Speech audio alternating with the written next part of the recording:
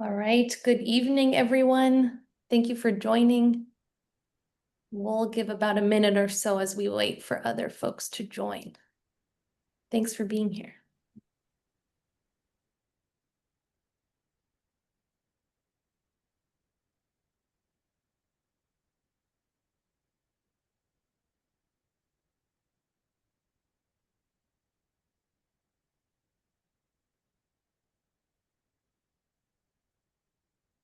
We have some other people joining us. Hello, good evening, and welcome. We're gonna give another 30 seconds, a minute for folks to join. We're just about at 100 people, which is really fantastic.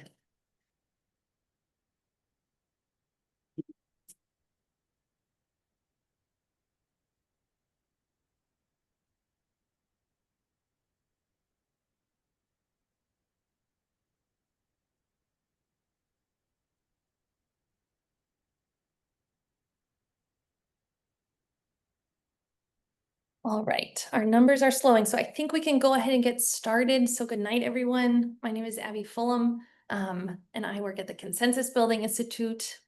And I am here with my colleagues, Ona Ferguson and Charlotte Goodman, to help facilitate this meeting. We're based here in Porter Square. So I want to first welcome everyone to this fifth public meeting on the updated combined sewer overflows control plans effort. Could go to the next slide. And I do see a lot of familiar faces, which is great, and also, or some familiar names, I should say, and new ones. So just to quickly orient some of the newer folks to the project, we want to share that there are three project partners that are working closely together on the development of this updated CSO, or combined sewer overflow control plan: the City of Somerville, the City of Cambridge, and Massachusetts Water Resources Authority, or MWRA. And we'll hear from each of those entities tonight during the presentations and during Q&A, and they'll introduce themselves when they speak.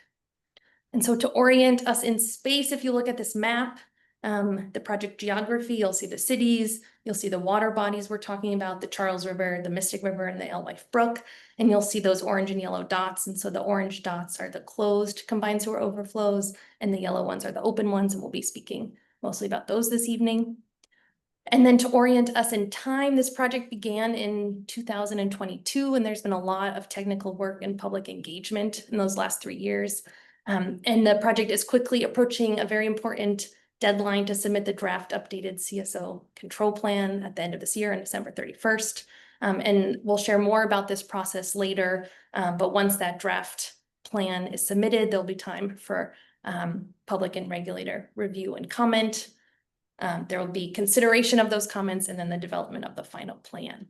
And so our goals for this evening are to share some of the updates on the technical work that's happened since our last public meeting, and to share the alternatives that are being considered in this draft plan. And then in doing that, we want to prepare you to provide public comment on that draft plan next year. Okay, so let's see, we have about 138 people on. Thank you for being here. We want to share what to expect this evening. So we will start with an overview of the process to develop this control plan. We'll share some key concepts and then the process of selecting preferred alternatives. And then we will spend a lot of time previewing the alternatives that are under consideration to reduce or eliminate CSOs, and we'll do that by each of the water bodies. We'll talk through next steps and what to expect in the next year beyond. And then after 7, we'll turn to public input. We'll do a brief online poll, and then we'll open up for questions, some comments. We really want to make sure there's time for questions. There's a lot of technical information that's going to be presented tonight, so we want to make sure you can understand that and are ready to give comment on that draft plan. So as I mentioned, we'll be covering some of these key concepts this evening. It'll be somewhat brief, and especially for those that are newer to the project, there's a lot of information on the project website, which Charlotte will, thanks Charlotte, put in the chat. And so we recommend that you look through prior meeting slides and recordings if you're confused about some of these key concepts. And then also there's detailed information about tonight's meeting. So these slides are posted online along with even more information about each of the alternatives that are being considered. Two housekeeping things. We are recording this meeting, and that recording will be posted on the project website, so you can refer back to it. And then also, if you are having any technical issues, please do email Charlotte. And thanks, Charlotte, for putting your email in the chat, but it's cgoodman@cbi.org. Okay, I think with that, we're ready to turn to this overview of the updated combined sewer overflow control plans process. Rich from the city of Cambridge, you are up. And if you wouldn't mind just introducing yourself first. Did I say Cambridge? City of Somerville, excuse me. Thanks, Abby. Thanks for that overview and welcoming everybody. I am Richard Raish, Director of Infrastructure and Asset Management for the City of Somerville. As Abby said, we're going to start off with a little bit of background, some key concepts, and about our process. So we can probably advance. There we go. So just, for anyone who's joining late to our regularly scheduled program or just wants a reminder, this is really a continuation of CSO control efforts in the region. These efforts have been underway since the 80s, have done some tremendous good in reducing the volume of CSO that goes to the regional waters. The last round of construction was from an approved plan that I acknowledged that the Alewife, Charles, and Mystic weren't going to reach regional water quality goals and therefore established this secondary process to come back and address those outfalls in what are called the variance waters, the Alewife, Mystic, and Charles. So that's our area of focus. For anyone who doesn't know what a CSO is, in most modern systems, there are two sets of pipes in the street, one for stormwater and one for sanitary that are separate.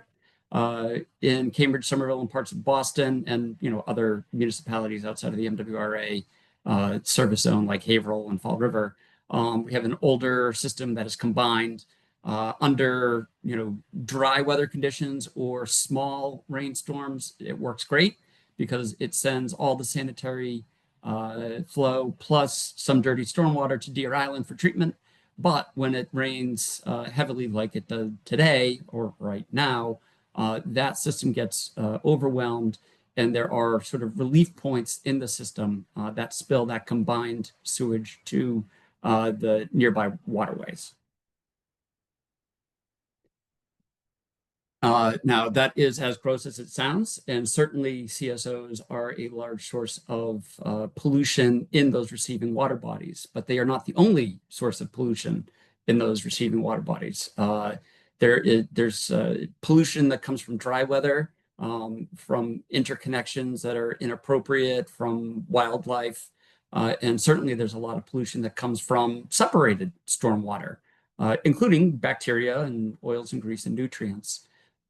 So it's important to understand that there are a lot of negative impacts from all that pollution, water quality, environmental health, and primarily of concern is public health. But it is important to remember that eliminating the CSOs alone does not by itself result in swimmable and fishable water bodies. Those other sources of pollution are still of a concern to the region. But what we're here talking about CSOs, and again, this is the continuation of that CSO plan. So we're sort of focused on that for today's purposes. We have a number of tools that are available to us for reducing CSOs, sewer separation, essentially creating that second set of pipes so that sanitary and stormwater aren't combined into a single pipe. Storage that would, instead of allowing that CSO to dump into the rivers, temporarily hold it. There's a larger version of that would be a large diameter, deep tunnel. Another way we can handle that is by increased conveyance, expanding the capacity of the system to handle those wet weather flows. And finally, although maybe first in the line of defense, is green stormwater infrastructure.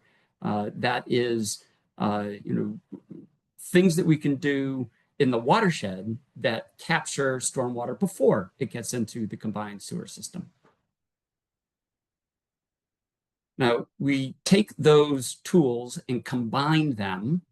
Certainly some alternatives for solving CSOs could entirely be, one of those tools, but it's much more efficient to combine those tools. Each one of these things have its own pluses and minuses in terms of effectiveness. And so what the technical team has been doing for the past years and months are stitching those tools together in creative ways to create an alternative that is a holistic way of addressing the CSOs. Next, we'll step into our process to select the alternatives. Later in the meeting, as Abby outlined, we're going to introduce you to those alternatives, and there are 37 of them, so buckle up. But first, we're going to discuss our process on how to select a preferred alternative. A preferred alternative is the one that will be selected by those project partners, the cities of Somerville and Cambridge, as well as MWRA, for advancement into the draft CSO long-term control plan. And at the tail end of the presentation, we'll describe exactly what that is and what the future process is. There will be one preferred alternative per receiving water body. So the Alewife, Charles, and Mystic will each have a preferred alternative, which is a combined set of tools, a suite of projects. Now we're analyzing all of these alternatives against future conditions. The previous plan looked backward, and frankly, to our knowledge, every CSO plan in the nation has always looked backwards to evaluate those alternatives. Looking through historical rainfall data and putting together what is known as a typical year that has a range of storms, a number of storms, a total amount of precipitation, storms of different size that sort of reflect what typically happens. We did this through a future looking lens, looking at how climate change is increasing the intensity of storms, and developed what we call a 2050 typical year, what we anticipate conditions to look like in 2050, which, as you can imagine, are larger and more intense storms. And that's spread out over the course of the year. So there's something like 90 storms that happen in that typical year. We're also evaluating it for larger storms that happen less frequently, but are in higher intensity. And you can see in the table here just how large those storms can get. And also in the table here, you see some storms that people remember, just to give you context for what type of storms that we're evaluating. So it's good to think about those storms in sort of context. And we're going to show a few maps that show how the region reacts to precipitation like that. So this is just a base map under dry weather or typical conditions that show what our cities and the water bodies look like under sort of typical year conditions. On the next slide, this is a result from our hydraulic model. Our hydraulic model is the tool that we use to analyze both current system performance and alternatives. And all these red dots that you see are manholes in our hydraulic model that essentially, the hydraulic grade line comes up to the surface or very close to the surface. And, under those 20, 50, 25-year storm, and when I say a 25-year storm, that's a storm that statistically happens once every 25 years, or in any given year, therefore has a 4% chance of actually occurring. All of these nodes are essentially a system in failure. So, these are very large storms that cause a lot of problems. Clearly, there are CSO events in the future, but also, really difficult storms for our operations people to manage. This is sanitary overflows into the street and certainly backups into people's houses anywhere you see those red dots. So flipping back to the base map, just to orient yourself again, in addition to that system capacity problem where we have sanitary sewer overflows in the streets and in people's houses, we also obviously have localized street flooding. So, under dry weather conditions, we have none, but then flip to the next slide, you can see just how much street flooding we have. And again, what we're able to use here are the hydraulic models of Cambridge, Somerville, and Medford. So the grayed out areas we just don't have information on, but certainly they also have street flooding. But it does give you an impression of, under that large 25-year storm, just how much street flooding we will also be dealing with. And then one final flip back to the base map, just to see normal conditions. And then looking at the streams themselves, a different hydraulic model shows us bank overtopping. And on this one, you can see in the lighter blue, you can really see it around the alewife in particular on this map, how much, basically river flooding we have, bank overtopping. If we can just like toggle back and forth for a second so that blue pops out a little bit more. Oh, or we'll move on. There you go. Sorry about that. We should have had the flashing lights warning at the top of this broadcast. So, that's just to give you a flavor that,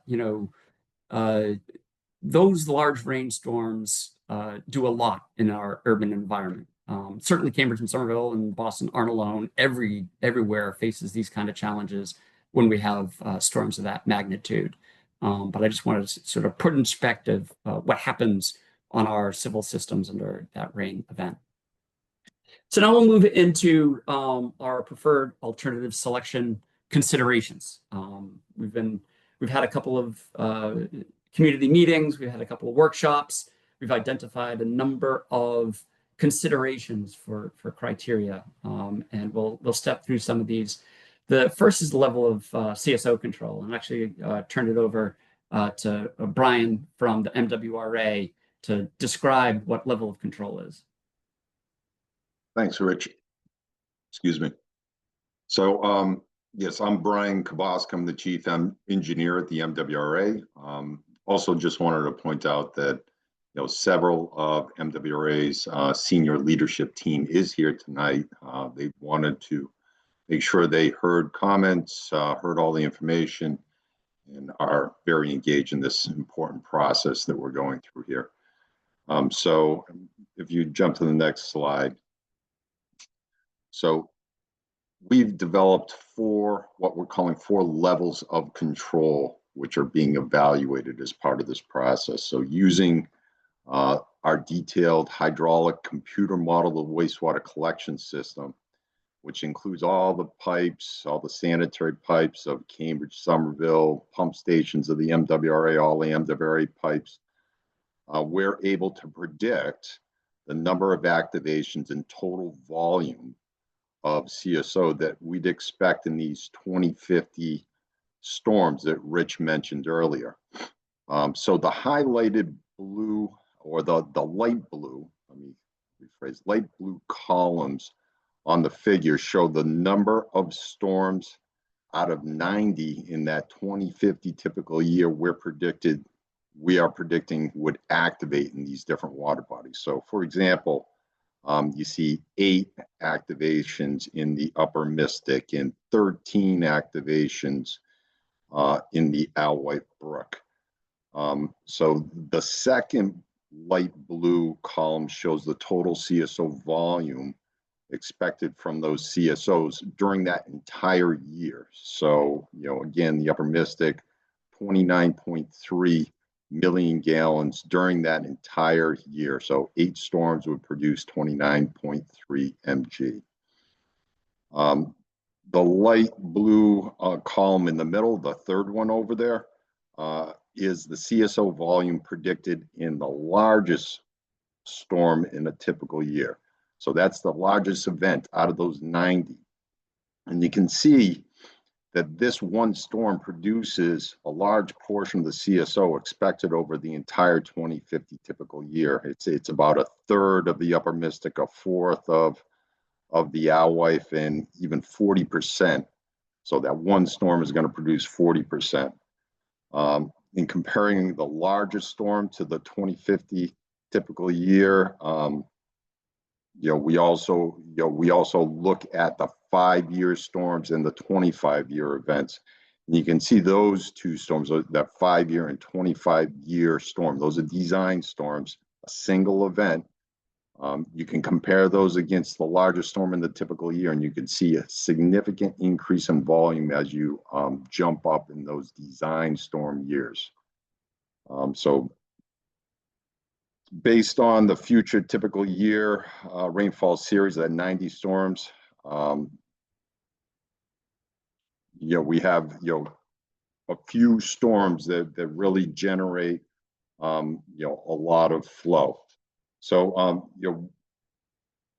we also are developing what we're calling a limited CSO control in a 2050 typical year. So for some CSOs, the size of the project to capture all the CSOs in a 2050 typical year, including that large storm, is much more significant, much more complex. Therefore, we decided to include alternatives that establish projects that would eliminate most, but not all, of the storms in a typical year. Jumping to the next slide. So the level 2, this is if you had 0 storms or no CSOs in a typical year. It should be noted that some CSOs don't discharge in a 2050 typical year. For example, there's a couple overflows in Cambridge, CAM 002, 007, MWRA 010. They don't overflow. Therefore, no project is required for this level of control at these CSOs that already don't activate in a typical year. You go to the next level, that's our 5-year level of control, or 2050 5-year level of control, which would result in 0 overflows in that design storm. The red boxed volumes are what is required to be captured. So, for example, 65.5 million gallons in the Charles captured to achieve that level of control, a 5-year level of control. And lastly, the greatest level of control evaluated would result in no CSOs in a 2050 25-year design storm. This infrequent event, as Rich mentioned, has a 4% chance of happening out in that 2050 planning horizon. Very large CSO volume to capture, resulting in very large and complex projects. In comparison with the largest storm in the typical year, that light blue column that I mentioned in the center, the Alewife and Charles are predicted to have like 7 to 8 times greater CSO volume to contend with. So a lot more volume to deal with in these very large storms. So I'll turn it back over to Rich to talk about some additional considerations in our alternative selection. Thanks, Brian. The next batch we can just talk about on this slide. First is capital cost and life cycle cost. All of these capital improvements, and then the ongoing cost to operate them will fall to the cities of Cambridge and Somerville and the MWRA, who will pass it on to all of their ratepayers. So cost is, of course, a consideration that we need to bake into our evaluation. Another one to think about is the timeline to implementation to get to CSO benefits. Again, these alternatives are stitching together large numbers of projects, large numbers of complex projects. And some of the alternatives get to CSO reduction faster than others. So that's a consideration. The impact on priority vulnerable environmental justice populations. This is a state requirement, and acknowledging particularly that prior actions in the state sort of ignored the populations without agency, and that it is incumbent upon all of us to consider that in these types of planning endeavors. Then there's permitting uncertainty and site acquisition risks. We didn't take any alternatives off the table because we thought that they were going to be difficult to do. either difficult to permit, in terms of new outfalls to the rivers, in terms of doing work in DCR land, crossing mass highway rights of way. We didn't eliminate anything, but we did want to identify that some projects have more uncertainty or risk than others. So that would become a criteria by which we evaluate them. And the same with site acquisition. Some of these projects require siting large tanks or drop shafts for tunnels that would require purchasing land. It's particularly as the city of Somerville has learned in the past few years, that carries some risk. The next is a set of benefits criteria, and a lot of these were informed by discussions with the stakeholders, many of whom are here today. And so on the next slide, you can see what those benefits criteria are. Sometimes they're referred to as co-benefits or just evaluation criteria. But, one is CSO performance or water quality performance. What are the water quality benefits or impacts? Again, as I said earlier, stormwater is a large source of pollution. And so how we manage stormwater has a big impact, particularly on phosphorus, which is the limiting pollutant, particularly for the Charles and the Mystic. Construction, what are the impacts to the neighborhood during construction? What are the neighborhood impacts to adjacent public uses? I mean, that could be as simple as a major roadway thoroughfare, knowing we're going to have a lot of detours around that. It could be, some of the locations under consideration are parks or parking lots for parks. And what are those public use impacts during construction? Again, we didn't want to eliminate any alternatives because they seem difficult, but frankly, some of them are easier to construct than others. So the construction complexity or risk in that construction simply became a evaluation criterion. Long-term operations and maintenance, the resiliency. Some things are more scalable than others, have opportunity to upgrade existing infrastructure or provide additional resiliency at the neighborhood level. That becomes a way by which to evaluate. And then finally, community and ancillary benefits, reducing flooding, co-benefits, particularly from green stormwater infrastructure, permanent impacts to public users, and one final one is the impacts from non-variance water CSOs. So we've got a range of these. A lot of these are more technical ones that we can evaluate. And then finally, stakeholder impact. And for that, I will hand it back over to Abby to reflect back what we've been hearing from all of you interested stakeholders who have been attending these meetings and working with us in workshops. Thanks, Rich. Hello, everyone who has joined since I last spoke. Again, my name is Abby Fulham. I work at the Consensus Building Institute. And just a quick note for meeting logistics before I get into stakeholder input. We have a few hands. We're going to hold questions until the end in that public input portion that will be at after 7. And yes, thanks, Charlotte, is putting the link to access the slides if you want to follow along separately. Okay.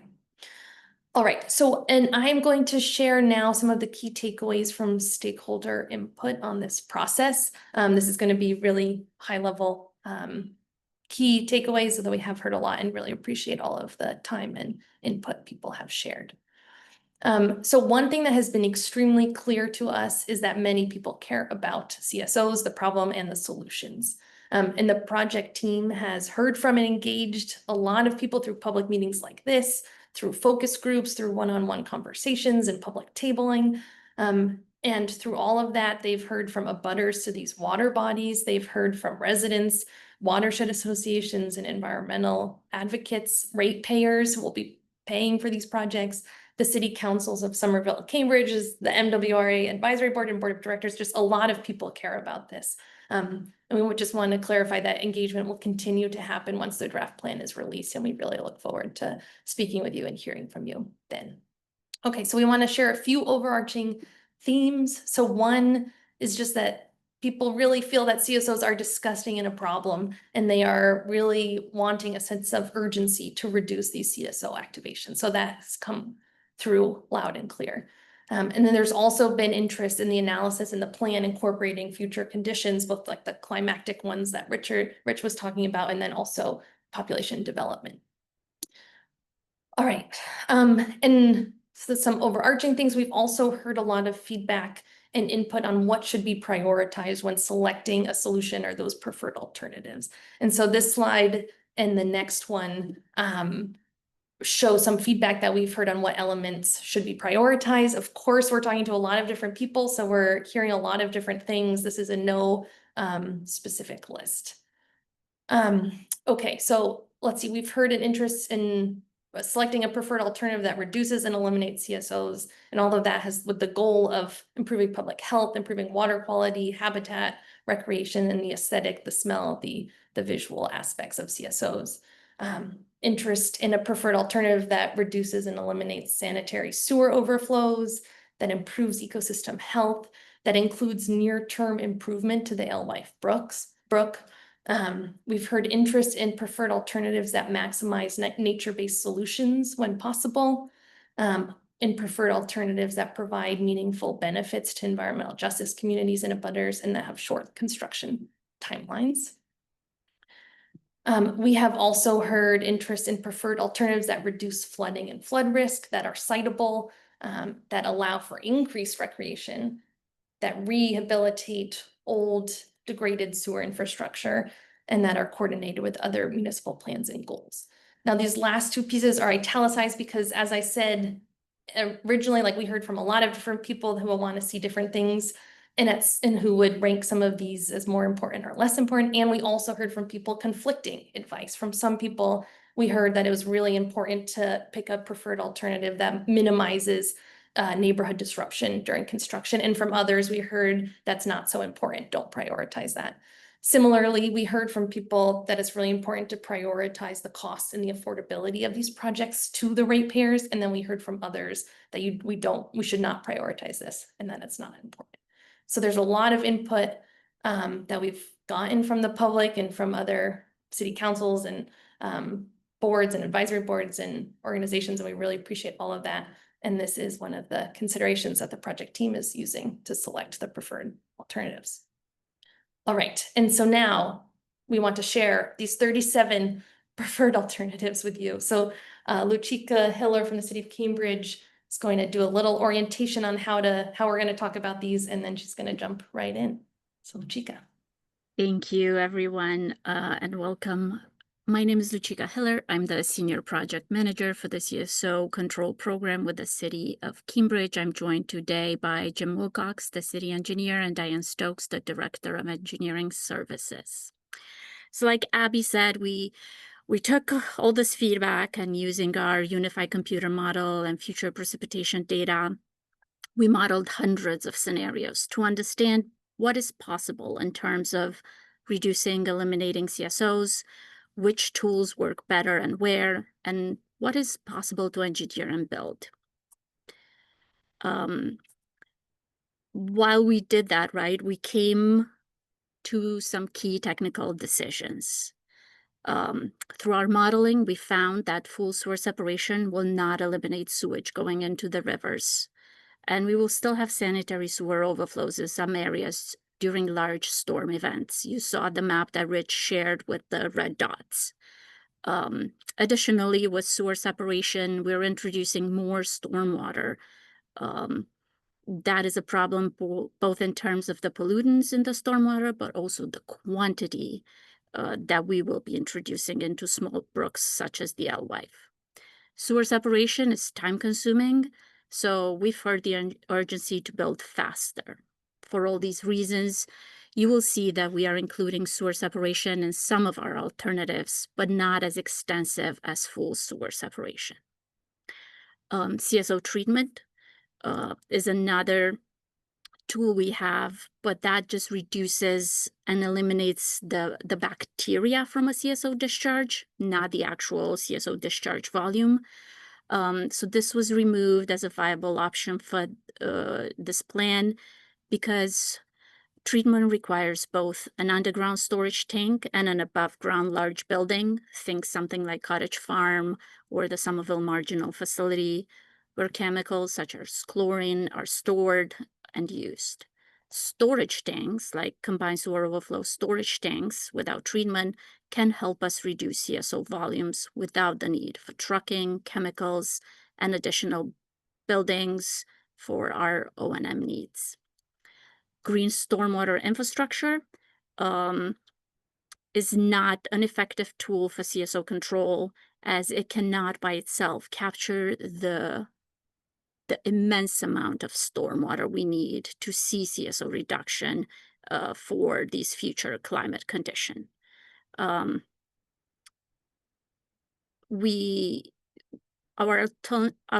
alternatives include GSI more at a regional scale to see if that has an impact in helping us with the gray infrastructure needs. We want to reiterate our commitment to include GSI for projects that include excavation or sewer separation, because we know the co-benefits for the community and how important stormwater treatment is. Okay, with that in mind, right, somebody already mentioned, we came up with 37 alternatives that we are considering for the draft report plan, right? They span the 4 different levels of CSO control that Brian mentioned, and our 3 water bodies. They range from limited CSOs in the 2050 typical year to no CSOs in that large future 25-year storm. In the next slides, we will go into some detail about the 37 alternatives. We will go pretty fast and highlight major components and differences between the alternatives. This information and additional details for the sub-projects is actually available right now on our joint website. I'm going to ask Abby or Charlotte to put it again in the chat. We hope, that you will go there and look through more. This is what you will see in the draft report, and we will present additional detail and information in the draft report. Okay, we'll start with the 12 alternatives that we've developed for the Alewife Brook. This is a summary table that shows the 12 alternatives. They're arranged by level of control in each column with a naming convention. For example, 1AB, 2AB, right? 11AB, AB standing for Alewife Brook. You will see for the Mystic, we have a different, and the Charles, a different letter combination. In the first column, right, for 0 CSOs in the 2050 typical year, we looked at projects for each outfall. So you'll see groupings of smaller projects and a variety of approaches going from storage, like you see tanks and tunnels, and then also separation and micro tunnels. These all make up these alternatives. For some of these projects, we found that having limited CSOs, right, the second column, at certain outfalls may greatly benefit the implementation burden, the cost, and timeline for these projects. Then when we go to these larger storms, the 5-year and the 25-year storms, so columns, 3rd and 4th column, we found out that we need regional approaches for that much water, right? These levels of control are focused on storage, as we have stated in past meetings. We have also evaluated a regional green stormwater infrastructure alternative, since GSI is most effective for CSO control at this scale, and looked at whether or not this would reduce the size of the tunnel needed to capture residual CSOs. Okay, so to orient people, all our alternative slides will look like this. They're very similar. what you see here is a map of sort of the tributary area in the Alewife Brook, and then in the purple triangles, you see where the CSO outfalls are, or regulators. The purple sort of diamond rhombus at the top of this screen represents the Alewife Brook Pump Station, but in other project sheets, they represent relevant facilities in our region. And then for this project, Project 1 AB Integrated, we're proposing 3 combined sewer overflow tanks showed here in these yellow dots. About 264 acres of sewer separation shown here in this blue polygon. A large storm drain showed here in that blue line along Mass Ave. This project will require land acquisition somewhere in the blue polygon to slow down stormwater before it can be released into the Alewife Brook. GSI is not explicitly shown here or in any of these alternative sheets, but it is included as part of sewer separation and other excavation work. You see that we estimate this project to take about 31 years, and we have a range of these preliminary costs between 700 to 1.2 billion. A note about all these costs at the stage of the project: they're still being reviewed for quality control and assurance, and are subject to change. The second alternative is a hybrid of the first. So this one changes a little bit. We could get to the same level of CSO control, right? 0 CSOs in the 2050 typical year, but we could do it faster in 20 years and also cheaper for $350 to $580 million by doing 2 CSO tanks, less sewer separation, about 100 acres, and including a 1/2 mile long micro tunnel showed here in this green line. The third alternative for the Alewife Brook is making additional improvements in terms of timeline to get to the same level of CSO control, right? We estimate about 15 years. It's cheaper, again, somewhere between 200 and 340 million, and still has 2 large CSO tanks, but it has very little sewer separation and instead a 1 mile long micro tunnel.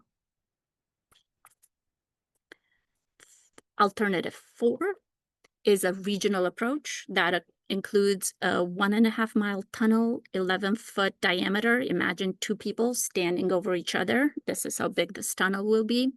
This will take about 15-20 years to complete and cost between $440 and $740 million.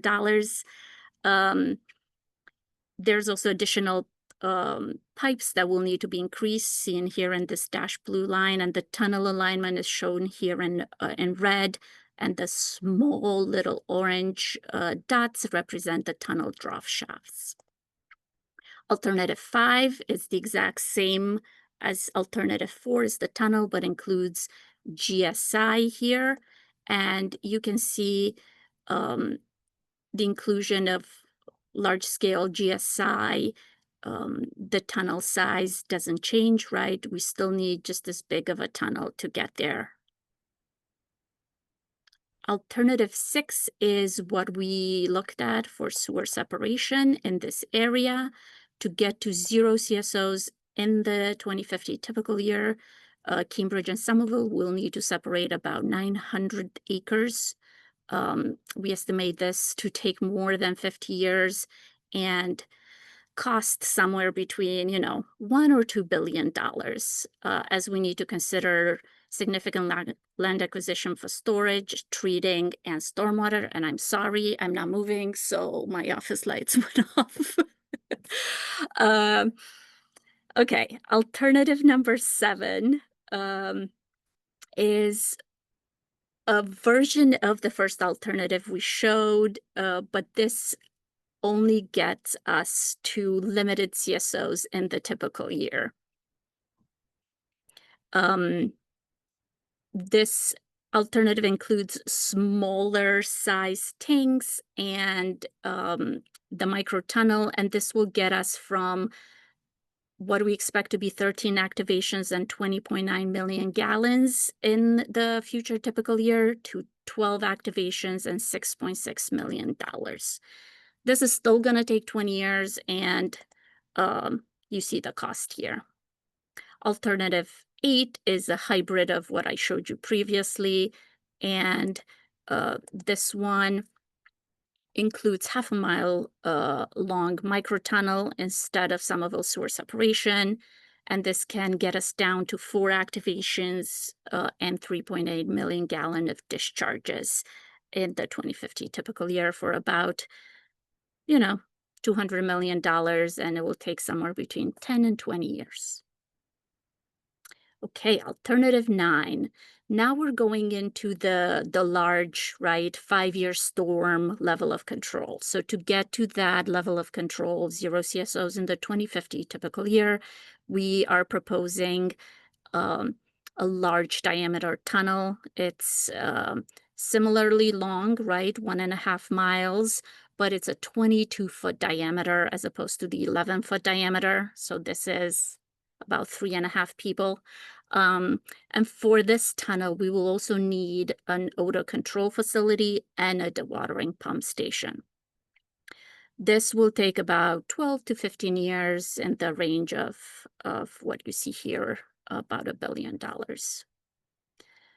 Moving on, alternative 10.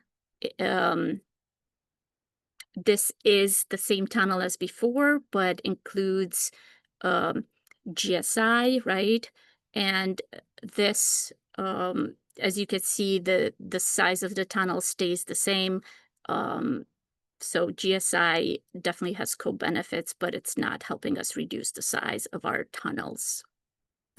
Alternative 10, this is the tunnel proposed for the largest level of control that we're considering, right? 0 CSOs in the 25-year storm.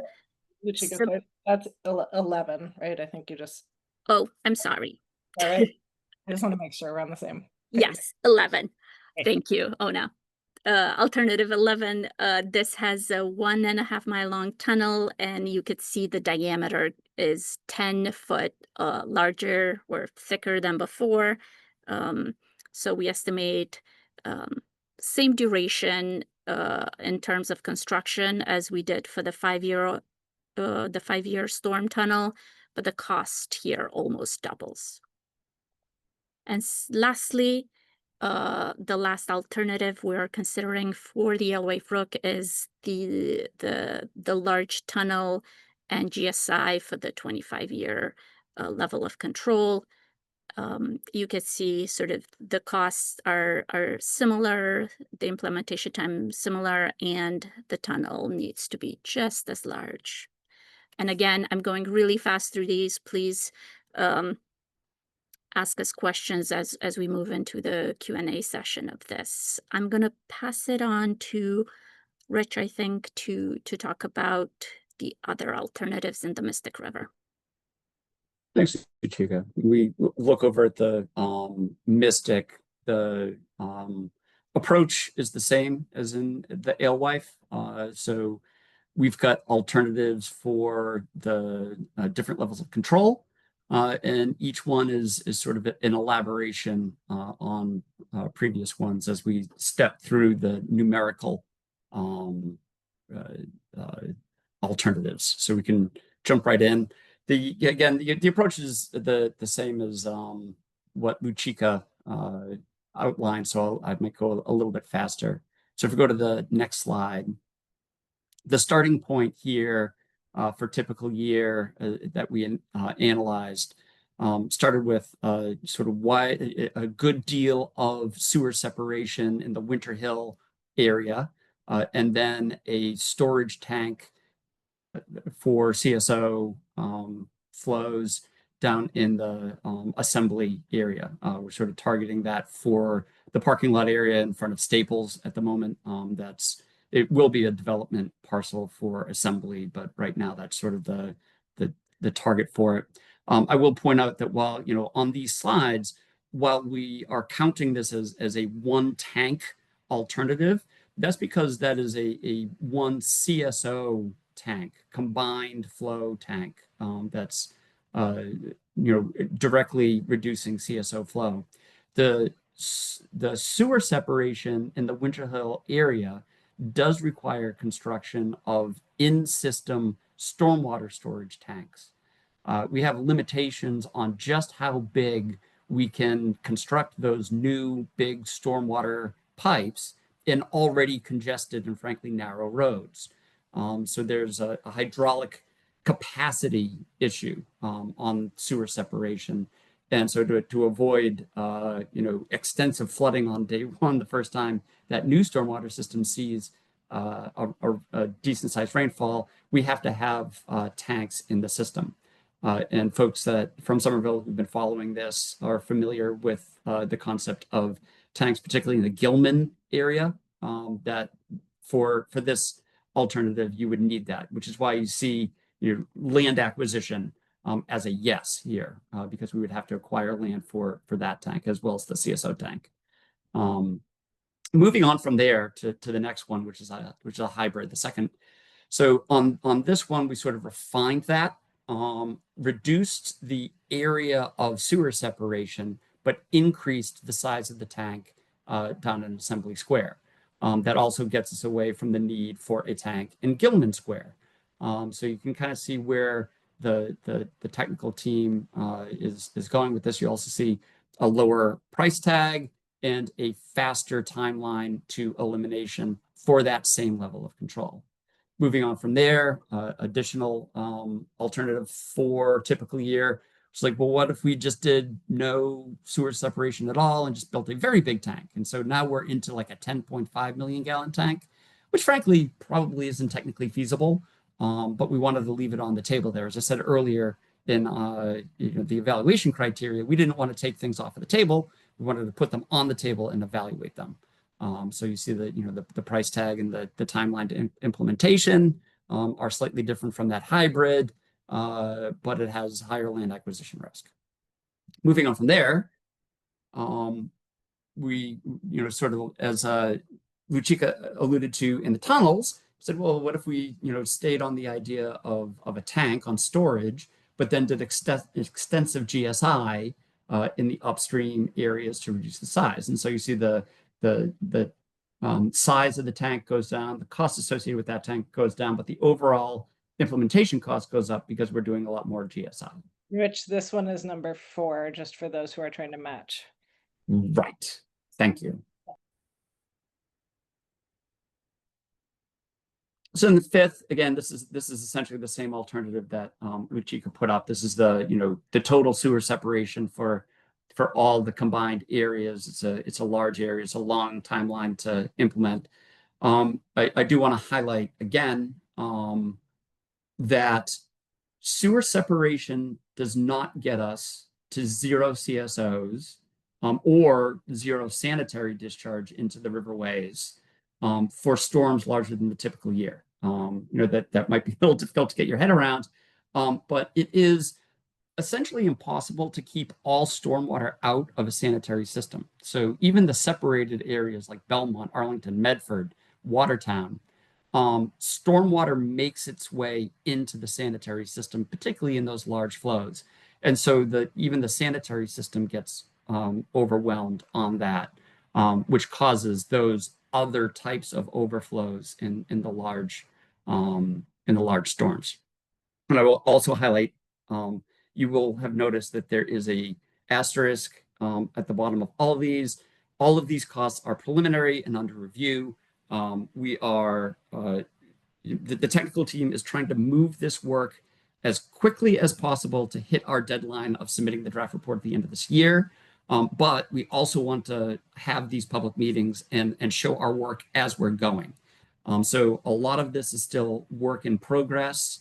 So a lot of, particularly at this point, the cost numbers are changing.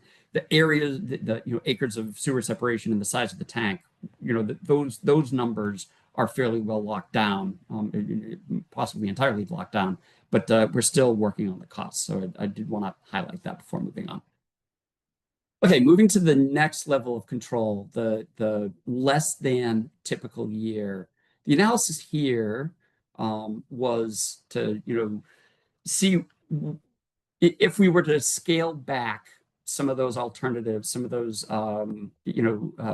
lower cost alternatives for the typical year, if we were to scale them back a little bit more and see if there was sort of a break point, a knee of the curve on the cost per gallon. And so these less than typical year ones sort of do that. So, the less than typical year, option number 5, MR Hybrid 1, is really an outgrowth of the typical year Hybrid 1 that scales back. It keeps the same sewer separation area, but reduces the size of the tank.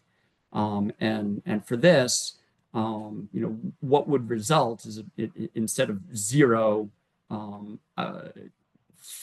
events and 0 gallons, it would be an activation twice in that typical year with a spill of about 6.8 million gallons. And you compare that to what our baseline is. Again, these are 2050 projections. But if we were to do nothing, we would expect 8 activations and almost 30 million gallons. So just to compare, what this alternative gets you. Moving on to number 6. This is the same thought process as the other Hybrid 2, a tank only, and you see that cuts that tank size from about 10 million gallons to 5 million gallons. And again, it reduces the CSOs, from 8 in a typical year and 30 million gallons down to 2 in a typical year and about 8 million gallons. Moving in the what am I looking at? 7? Yes. I guess this jumps back to let's go on to the next one. Okay. Going in the opposite direction, trying to get to that 5-year level of control. For this, we've got to go to storage because, again, when you get to the 5-year level of control, the sewer separation isn't effective anyway. So this is a storage tank, a deep storage tank.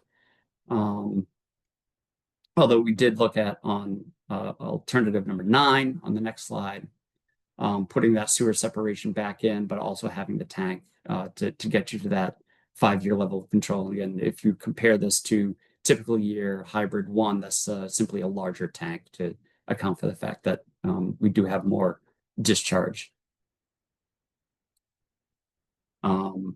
Moving up to the 25-year level of control.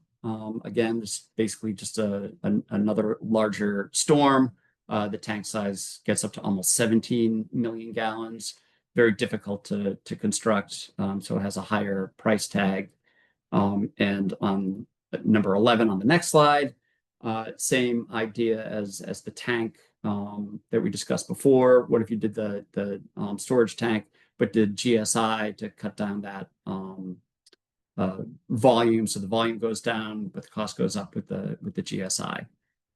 And then finally, another hybrid one here that puts that sewer separation back in to see where the size of the tank goes.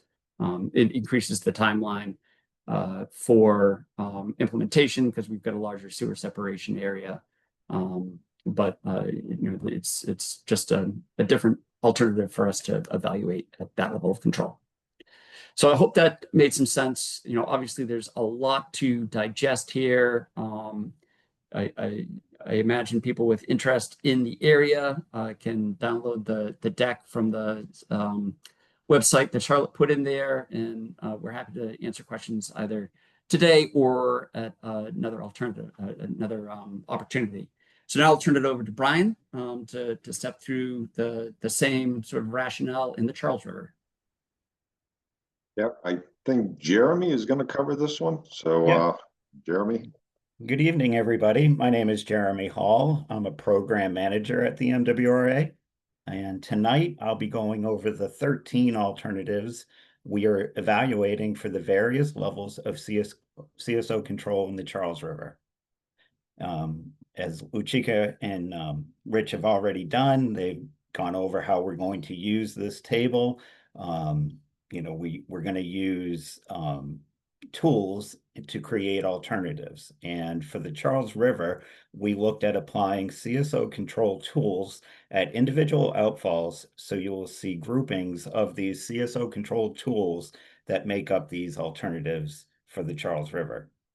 For some of these alternatives, we found that leaving a limited CSO discharge at certain outfalls may greatly reduce the implementation burden, the cost, and the timeline for these projects, like Rich and Luchika have already said.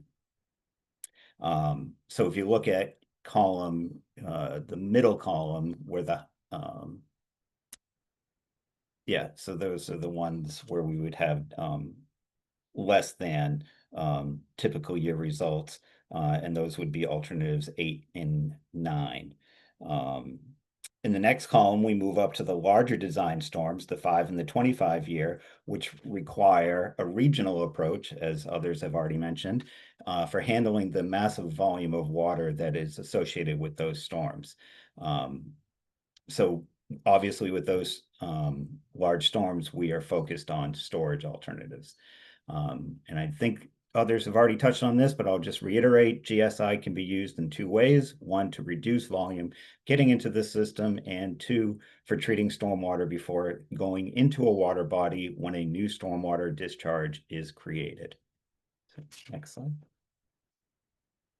So here's alternative 1 for the Charles River. It is the integrated alternative, and this alternative utilizes the integrated approach where we've combined tanks, tunnels, and storage conduits into a single alternative. The key features of this alternative include 4 storage tanks, which are scattered.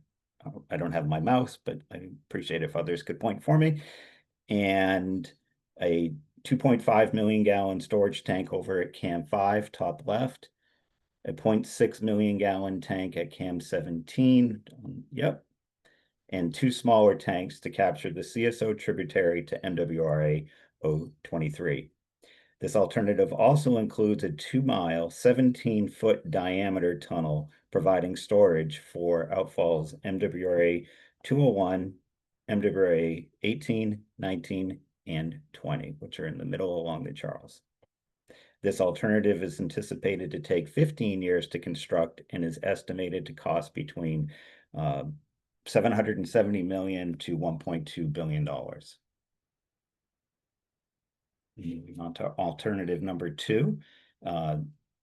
This alternative is based on the first alternative that we saw, the integrative. However, we've replaced the tank at Cam 17 with 80 acres of sewer separation, so that blue area in the top middle of your screen. The time to complete for both of these options, integrated 1 and this hybrid number 1, are both to be about 15 years to construct. Next. Alternative 3 builds upon hybrid 2 and on hybrid 1 by replacing the storage tunnel with a 10.2 million gallon tank located at Magazine Beach in Cambridge. Yep, right there. And that tank is designed to capture treated CSO from Cottage Farm, the 204 acres of partial sewer separation in the back bay, that other blue dot, I'm pointing to my screen like you guys can see that, and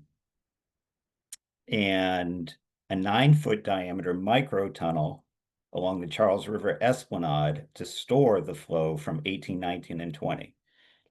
The partial sewer separation allows for stormwater from smaller events to continue to be conveyed to Deer Island, which takes most of the storms in the typical year, and the all-important first flush, capturing the phosphorus and other pollutants that we would see associated with that first flush of stormwater. Next. So moving on to hybrid number 3, it's the same as hybrid 2, but includes additional sewer separation areas. So it brings the total areas of sewer separation to 446 acres. Sorry, And it Jeremy, to interrupt. Am I on the wrong one then? Let me go back. Didn't we? I think we just did 3. Is that right? We just did that one. Yeah, we should be on 4. Okay. Oh, I see Charles River Hybrid 3, which is number 4. Sorry, thanks. That's okay. All right, so just to go back, this is similar to the other hybrid, but it is solely based on sewer separation, which reduces the need for the microtunnel.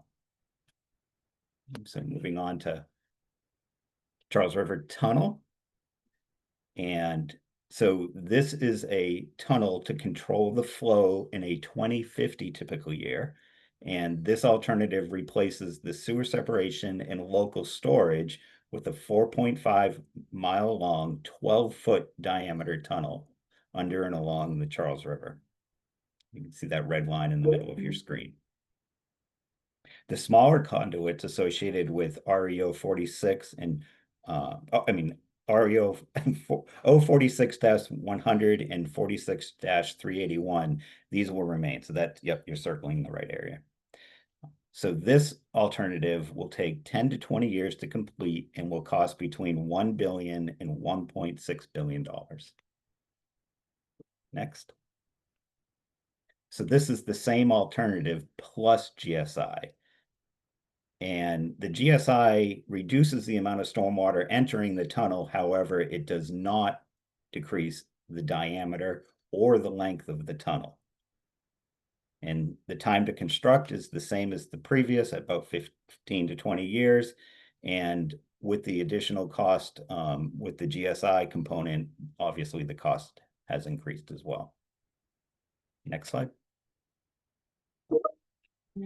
So now this is, so the others have already described that we did look at sewer separations for a 0 CSOs in a 2050 typical year. And in order for this region to meet that requirement for the Charles, we would have to do 4,400 acres of separation. And associated with that 4,400 acres would be an increased phosphorus load by 2,500 pounds. And obviously there would be an additional cost and challenges to try and remove that phosphorus once the system has been separated. Next one. So now, as mentioned on the first table for the Charles River, we do have a few limited levels of control, and we call this one 8CR Hybrid 1. And this one includes a 2.5 million gallon storage tank at Camp 5, top left of the screen. And that is the same level of control as in the other project. And we also have 80 acres of sewer separation at Camp 17, which you've seen at another project. But this alternative also includes 188 acres of partial sewer separation, which picks up MWRA 18, 19, and 20, and a small storage conduit down at REO 46-100. Which, so based on the typical year, we would still have a small discharge out at 18, 19, and 20, and at MWRA 023, as indicated in the table. And Cottage Farm will also continue to have discharges, but it is predicted to discharge 4 times in the 2050 typical year and is treated. This alternative reduces the activation and frequency, as I mentioned, from the baseline, and with the majority of the remaining flow to be treated at Cottage Farm. The time to construct would be about 25 years, and at an estimated cost of between $220 to $360 million. So moving on to hybrid number 2, which is, again, it's a limited level of CSO control for the 2050 typical year. And the difference between this one and the previous one is the 180 acres 188 acres of sewer separation is replaced with an 8-foot diameter micro tunnel. So if you see that green line, yep. And the time to complete for this project is 8 to 13 years, which is a much shorter duration and at a cost of between 180 and $300 million. Alternative 10 CR is a tunnel that is designed to achieve 0 CSOs in the 2050 5-year design storm. So now we're talking about these large storms, which are just, really, really large storms to think about. This alternative on this page is, it shows the red line down the middle of the page over the Charles River, which would be a 4.5 mile long, 24-foot diameter tunnel. So I'm thinking we could drive the duck boat through that tunnel. And this alternative also utilizes a 1 mile long, 6-foot diameter micro tunnel, replacing the individual storage conduits. So this project is estimated to take 15 to 20 years to construct at a cost of between $1.2 billion and $2.2 billion. So now we're on to 11 CR, which is the tunnel plus GSI. So this is a 5-year level of control with GSI. And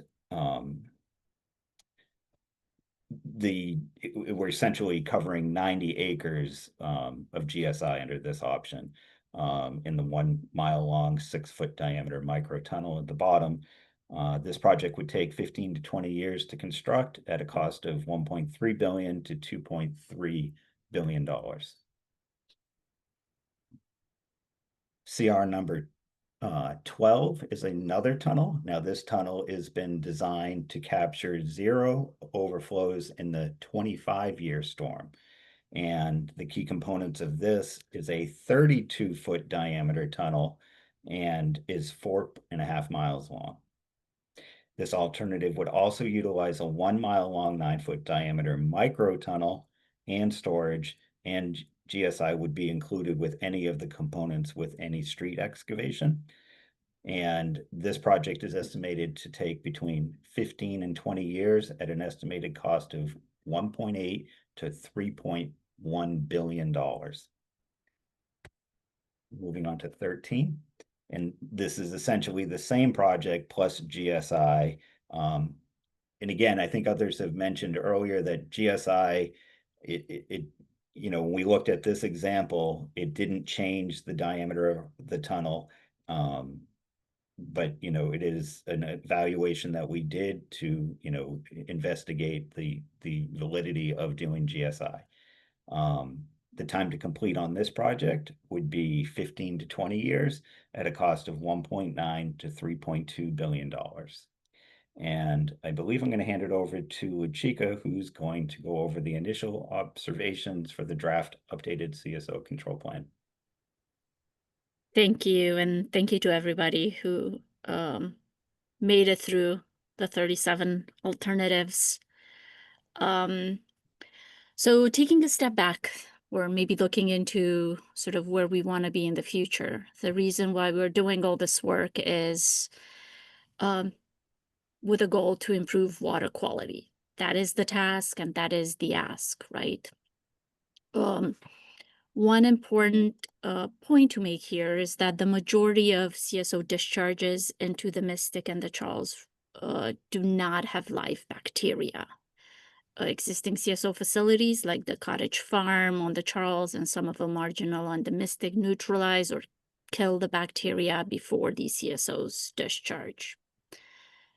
Our initial water quality modeling for this project shows that reducing or eliminating CSOs would reduce, for the short term, the peak bacteria concentrations in our rivers.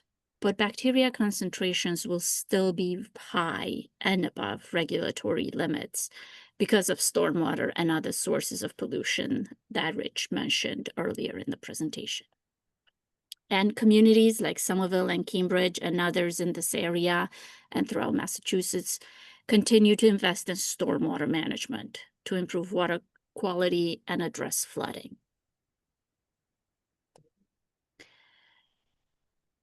Other things we are now looking into, right, is we understand the cost benefit is analysis is important to consider, same as affordability to the ratepayers.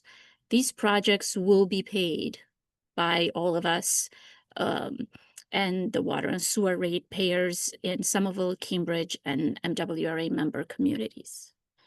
We can continue as we have done for the past, I don't know, I can't do math right now, it's too late, 40 plus years, towards reducing CSOs in our water bodies. What we found is we could do it potentially faster and cheaper with gray infrastructure, tanks and tunnels. And again, reminder that the draft plan will recommend one preferred alternative per receiving water. So one for the Alewife, one for the Charles, and one for the Mystic River. I'm passing it on to Brian to go a little bit into more detail about what to expect in the next 13 months. Thank you, Luchika. All right, so the project partners here at Cambridge Somerville MWRA made some great progress in developing and coming up with this whole list of alternatives under consideration and presented tonight. So the solid red line on this chart that shows where we are now, the number 5 marked with the green circle there, that's where we are tonight. We are a little behind where we had hoped to be, but we feel we can get to the major milestone of submitting this draft plan by the end of the year. The draft plan will include all these CSO, all these alternatives that we've described tonight, as well as other alternatives that we evaluated and didn't feel it was appropriate to carry forward in this alternative analysis. So, bottom line, we thought of a lot of things. All that stuff will be documented in the draft report that you'll be able to review in December. So along with DEP and EPA, the draft plan will be available for your review by the end of the year. We'll then organize another public meeting, that number 6 in the green circle there. That's number 6 public meeting where we'll present the draft report along with our alternative selection process and solicit some initial comments from DEP and you, the interested stakeholders. So we expect the review and comment period along with a public hearing to take about 5 months to May of 2026. Comments will be taken into consideration at that point, and we'll be developing that final report to submit in January of 2027. That's going to be followed by a MEPA review period, after which DEP and EPA will set the next steps for further CSO control in these various waters. Next slide. So this kind of says similar type thing in a different format, but I think it's helpful to just kind of block it out in the 3 years remaining. So this 2025, we've got a lot of work to do here. We're coming to the finish line. So we are in the process of finalizing some scoring based on those criteria Rich was talking about. We're working on affordability of the recommended alternatives. So EPA has guidance on affordability in determining what is affordable. So we're using that guideline to develop those evaluations. We're finalizing some water quality impact information and in moving forward to develop that draft plan in 2026. Public meetings, hearings, additional outreach. We will be doing some additional meetings in the region to make sure that others are aware of this, contacting potential abutters and such to make sure that they are aware of some of the proposals that we're considering. And the team's going to review comments received from yourselves, DEP, EPA, and we'll address those in the final plan, which will be submitted in the beginning of January. So we'll go through that MEPA review, DP, EPA, provide some additional comments, and then we're off designing projects and hopefully moving to construction. So that's the general timeline of next few years. So at this point, I think I'll turn it back to Ona or Abby. Back to me. Thank you. Thank you, Brian and Jeremy and Rich and Luchika, for all of that information. We're hoping that because this is recorded and available online, people can go back and sort of rewatch and think about things as needed, because that is, of course, kind of a fire hose of information. We did our very best. The teams worked hard to put the key information so it's easily findable across all the alternatives. And now we want to go to hearing from those of you who are here in attendance. We have 142 of you in the sort of attendee role right now, which is fantastic. We're going to do this two ways because not everyone is comfortable speaking in front of 142 people. We're going to take the first, I don't know, 6, 7, 8 minutes to do this in writing, and then we're going to open the floor for verbal comments. So the first thing we're going to do is we're going to use Mentimeter, and I don't think I said hello. I'm Ona Ferguson. I work at the Consensus Building Institute with Abby. Invite you all to either open a new window if you're on a computer and type in menti.com and then enter this code, or use your phone if you want to and use the QR code to get to this Mentimeter poll. And there are 4 questions on the poll, and you can do them at your own speed. We put them here so you would know what was coming. And you're free to just type in your thoughts. Where you live and where you work are the first 2. And then what is your top feedback for the project partners as they develop the draft updated CSO control plan, and who should be engaged once the draft plan is released in early 2026. So we're going to give you, I don't know, 2-3 minutes to type in, and then we will just take a quick look at who's here and get a sense of the responses.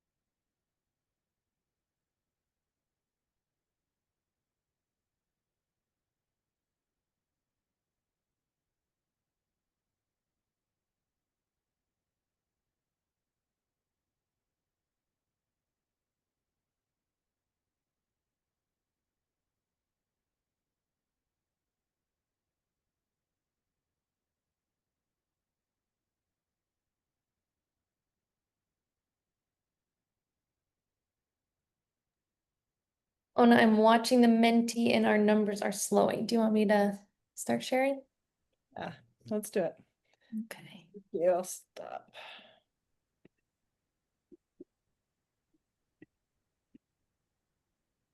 Great. So this is where folks come from who have filled that out. Where people work. Our other and our Boston are the same colors, which is a tiny bit confusing. And Boston. Thanks.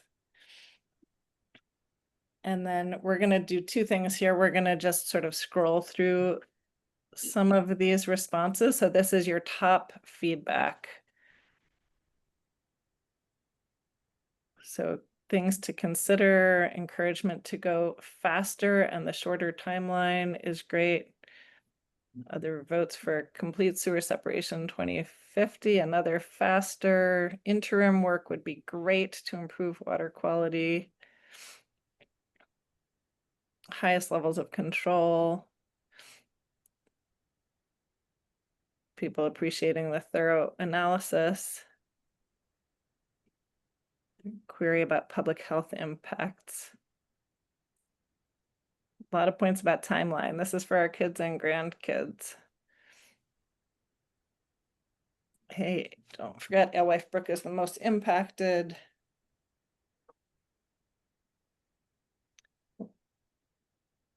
Can keep skimming. We'll post these responses on the project website so you can read through them and see them in detail.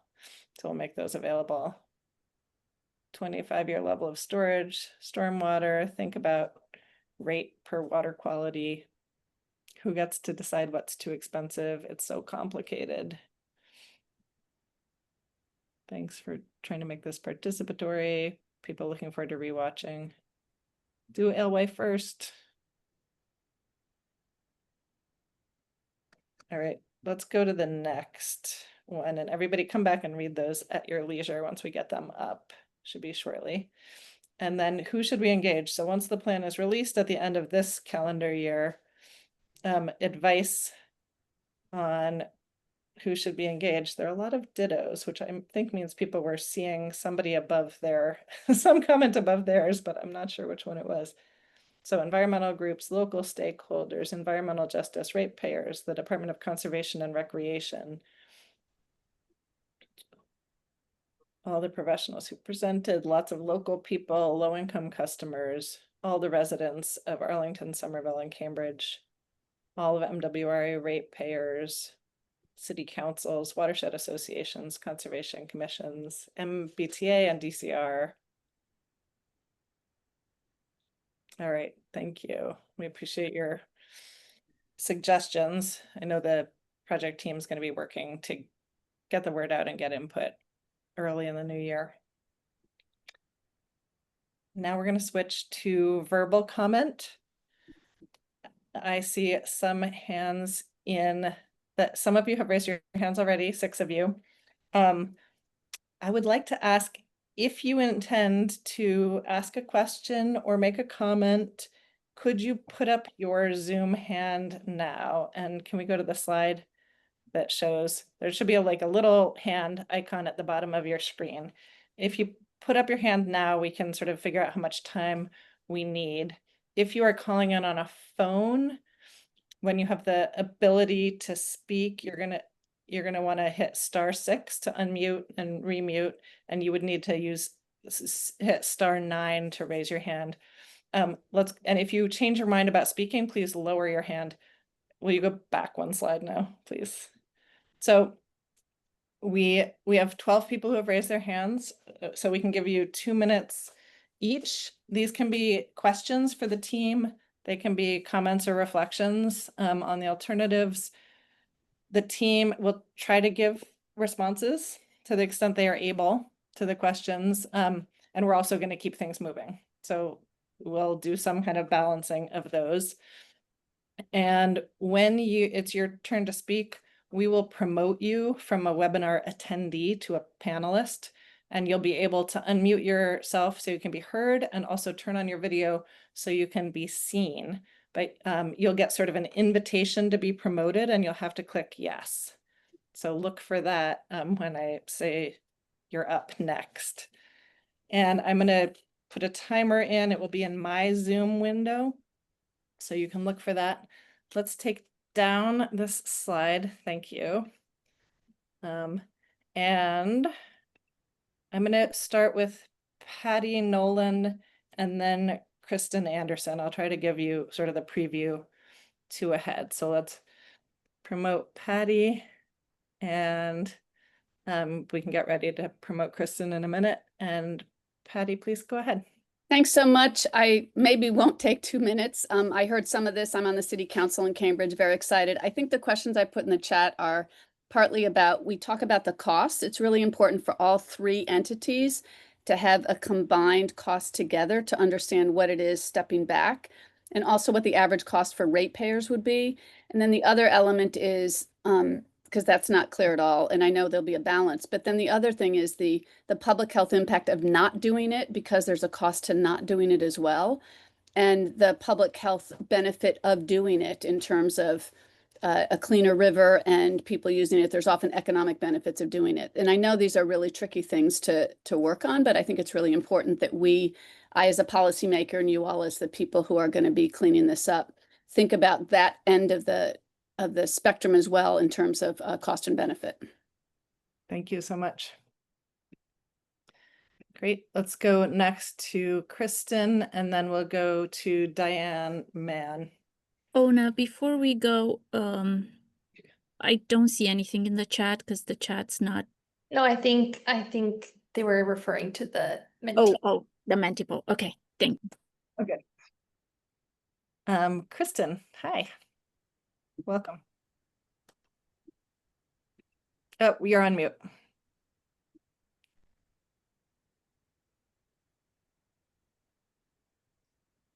There you go. Thank you. Sorry about that. My name is Kristen Anderson. I'm a member of Save the Alewife Brook, and I'd just like to thank everyone who joined this meeting online tonight to show support for improvements in community health and environmental health at Alewife Brook.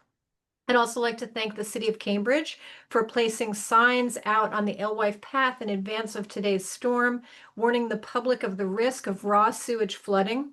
The brook floods regularly, and we have seen people riding bikes through it, through the sewage floodwater, and pushing baby strollers through raw sewage.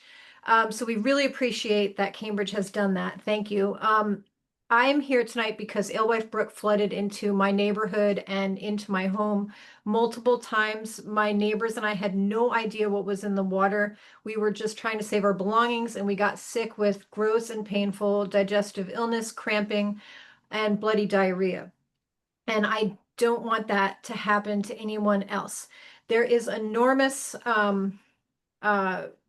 support for complete sewer separation and also for green stormwater infrastructure.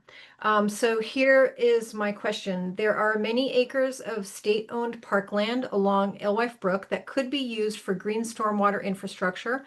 And in fact, DCR's Alewife Master Plan includes large GSI, including a second stormwater wetland.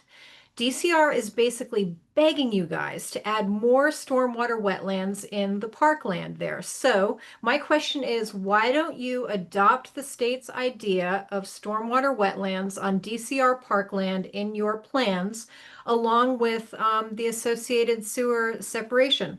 And my other question is whether you are taking seriously the governor's request that CSOs be eliminated. Thank you. Thank you, Kristen. Project team, any responses right now to either of those? I just want to address something, Kristen. The sandwich boards are MWRAs, not Cambridge's. So if we need to thank anybody, is thanking Jeremy and the MWRA team for always putting the sandwich boards there. Well, we've only seen them there once, I think. So thank you for doing that. I hope you do it moving forward, because it's a real serious health problem to have people pushing babies through untreated sewage floodwater. So thank you, MWRA, for doing that, and we hope you do that. You continue to do that. Thanks, Kristen. We're gonna go to Diane Mann and then Andrea Downs. I'm sorry if I don't get people's names right. Diane.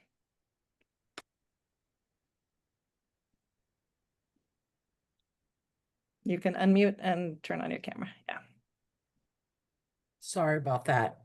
Thank you. I'm Diane Mahan. I'm chair of the Arlington Select Board, designee for all things Alewife. I've been doing this since back in the 90s when it was Fred Lasky, Mike Ralph, God rest his soul, Owen O'Riordan, and Senator Bob Haven. And it's really frustrating for me because the same issues that were occurring then that I was being told, oh, that's further down the road, kick the can. But it will be addressed. Not only has it not been addressed, it's just gotten worse. Some by failure really to do anything, and some by because of the changes in our climate. I certainly want complete sewer separation by 2050 and the 25-year level of control for the year 2050. I've written, and I do want to thank Councilor Nolan over in Cambridge because she recently had a health and environment subcommittee meeting in the city of Cambridge. And I wasn't able to attend it, but I watched it after, and I'm very encouraged. What's very frustrating for me as an elected official in Arlington, which has neighbors and families that abut White Brook, including our environmental justice community families, which is great just to say EJ whenever it's a popular thing to say, but I have to go down to those houses and go in those houses and in those basements and go through and make sure I wear my hip huggers because I don't want to bring those live bacteria that are being discharged and have been through Cambridge, Somerville, MWRA. And I'm not even going to talk about the quadrangle project that's coming up, Health Peak, preparing comments on that. But in the town of Arlington, I understand cost, but you know, DEP said to us 9-10 years ago, do your I&I program. We have to pay for it within our budget as well as take out bonds for that. But we get it done because it's not a disgusting problem. It's a really serious and real public health problem to families who live down there. And even now, even more importantly, with the DCR building the Greenway and encouraging people in strollers and kids on their bicycles, nothing better than on a great puddle day to go charging through that puddle and you're driving through sanitary napkins, tampons, condoms, and gaga. So I know I'm very frustrated and getting a lot of stuff out. My ask would be, could Arlington please somehow be involved in this process? In my personal opinion, we haven't been. We have Mike Rademacher that goes to the MWRA advisory meetings, our DPW director, and gets to see Rich Raish there, and they've had conversations. But Arlington, that's bearing the brunt of your SH*T, we really need to be more involved, not just, you know, being told that you're working with us because it hasn't been happening. So that's my ask. How do I get Arlington seriously involved and heard? You, Diana. Sorry. Thank you so much. We're going to go to Andrea Downs and then Andy Rossina. Ona, can we answer some of these questions? Jump in. There are. I think Rich wanted to. Hi, everyone. I'm Andrea Downs, and I'm here because I'm director of the Wastewater Advisory Committee to the MWRA, which is a group that is made up of volunteers. The WAC, as we call it, wants less CSOs and healthy rivers, and we acknowledge climate change and want to see better action on that. But we want data used to determine the best solutions for this and other issues. The Alewife clearly needs some relief from combined sewers. We were down there this May, and it definitely, you know, it's a stinky problem. It would be good if it were better. But we also are mindful that within the MWRA ratepayer system, Cambridge and Somerville, we have some very low income ratepayers, and we need to think about what they can avoid, what they can afford as well. I liked Councillor Nolan's suggestions about a cost benefit analysis. I think a chart would be very helpful for the general public to help them get an idea of what the costs and benefits are. To that, I have two questions for you to consider, but not necessarily to answer tonight. One is, why do expensive solutions that will not eliminate sewage in the rivers, like sewer separation, when there are better alternatives? The second question I have, and this pertains particularly to the Charles, is if water does not run upstream, which I believe it hasn't since the dam was put in at the Science Museum, why focus on the CSO portion of the river when the fecal bacteria percentages are higher and more numerous upstream of the combined sewers than downstream? And that does it for me. Thank you very much, everyone. Thank you, Andrea. So I think just briefly, the first comment I think is a good one. We're in the process of evaluating the alternatives, as you said earlier, and I think you make a good point. We'll put that into our evaluation. And the second one, I'm not quite clear. on the point. Maybe Chris has some insights on the water quality. Sure. Yeah. Thank you for that comment, Andrea. It's been shown in our modeling work that even if CSOs were eliminated in that lower portion of the Charles, that those concentrations coming from upstream would contribute to the Charles still being not meeting the swimmable and fishable standards. We acknowledge, as we did in the slides, that there is a peak concentration during CSO discharges that we want to understand the impact of. But yeah, that's a great point to make. Even if they're eliminated, our modeling has shown the river will not be fully swimmable and fishable. Thank you. We're going to go to Andy Frisina and then Michael Lanetto. Andy, please.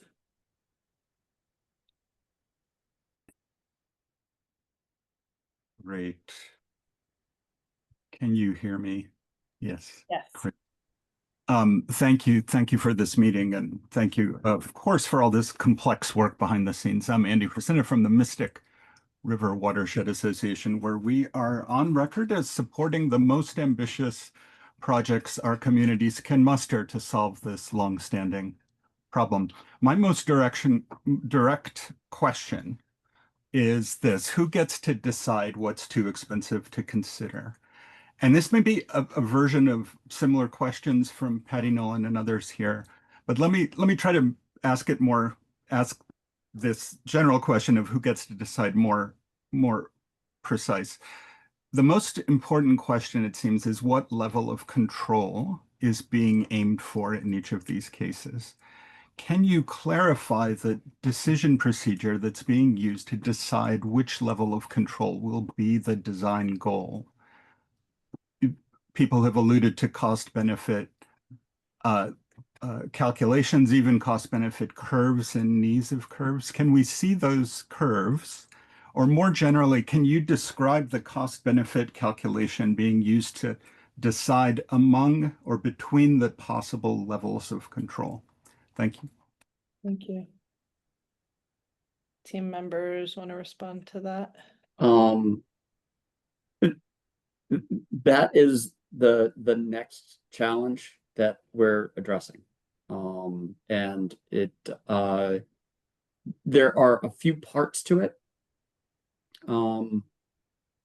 One, to complete the draft and put the draft out with all of the information. Certainly we've had these public meetings. We hope that people are getting up to speed on these issues and what goes into it through these public meetings. But then the issuance of that draft report puts all of those recommendations into the public realm. And as Brian outlined, 2026 is when sort of the broad discussion of that, where do we as a region fall out on that cost benefit? And certainly there are aspects of that cost benefit that we're not going to be able to complete by the end of this year. So I think there will be some more of that in 2026.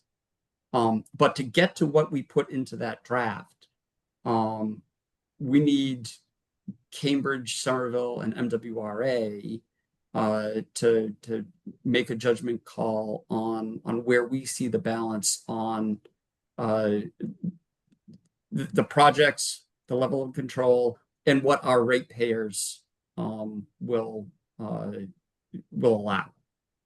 Because we each have sort of, or at least MWRA and Somerville have annual stage gates on what our rate increases are. And we have certain elected officials and certain boards that have to approve that on an annual basis. So our next steps are to go through those processes with the MWRA Board of Directors, with the Somerville City Council, and get their input on where we want that initial position to be in the draft. And to be clear, where we wind up with the final might not be what is proposed in the draft, but that's sort of the evolution of that process. I hope that gives you sort of an understanding of the framework and doesn't sound like a dodge because I don't want it to be a dodge. It's just a very complicated process with a lot of stakeholders. Appreciate that. Thank you very much for that answer. Thanks, Andy. Let's go to Michael Landetto, and then we'll go to Julie Wood after Michael.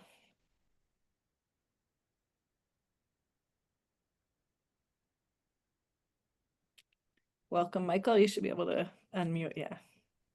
Hello. Hi. Hello, everybody. Thank you for the chance to comment here. I'm Mike Linetto, as you mentioned. I am a Somerville resident and live a few blocks from the Alewife. I live near right where Somerville 001 sewage outlet is, and I walk there frequently with my dog.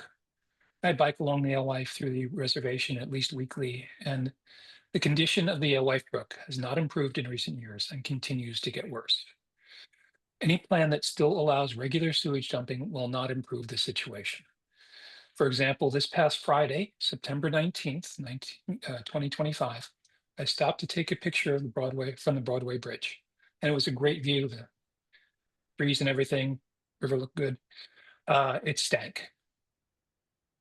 There had not been a recent CSO at that time. It's just that we had a lot of rain in the spring, we had a lot of releases, and now when the water goes down, it stinks.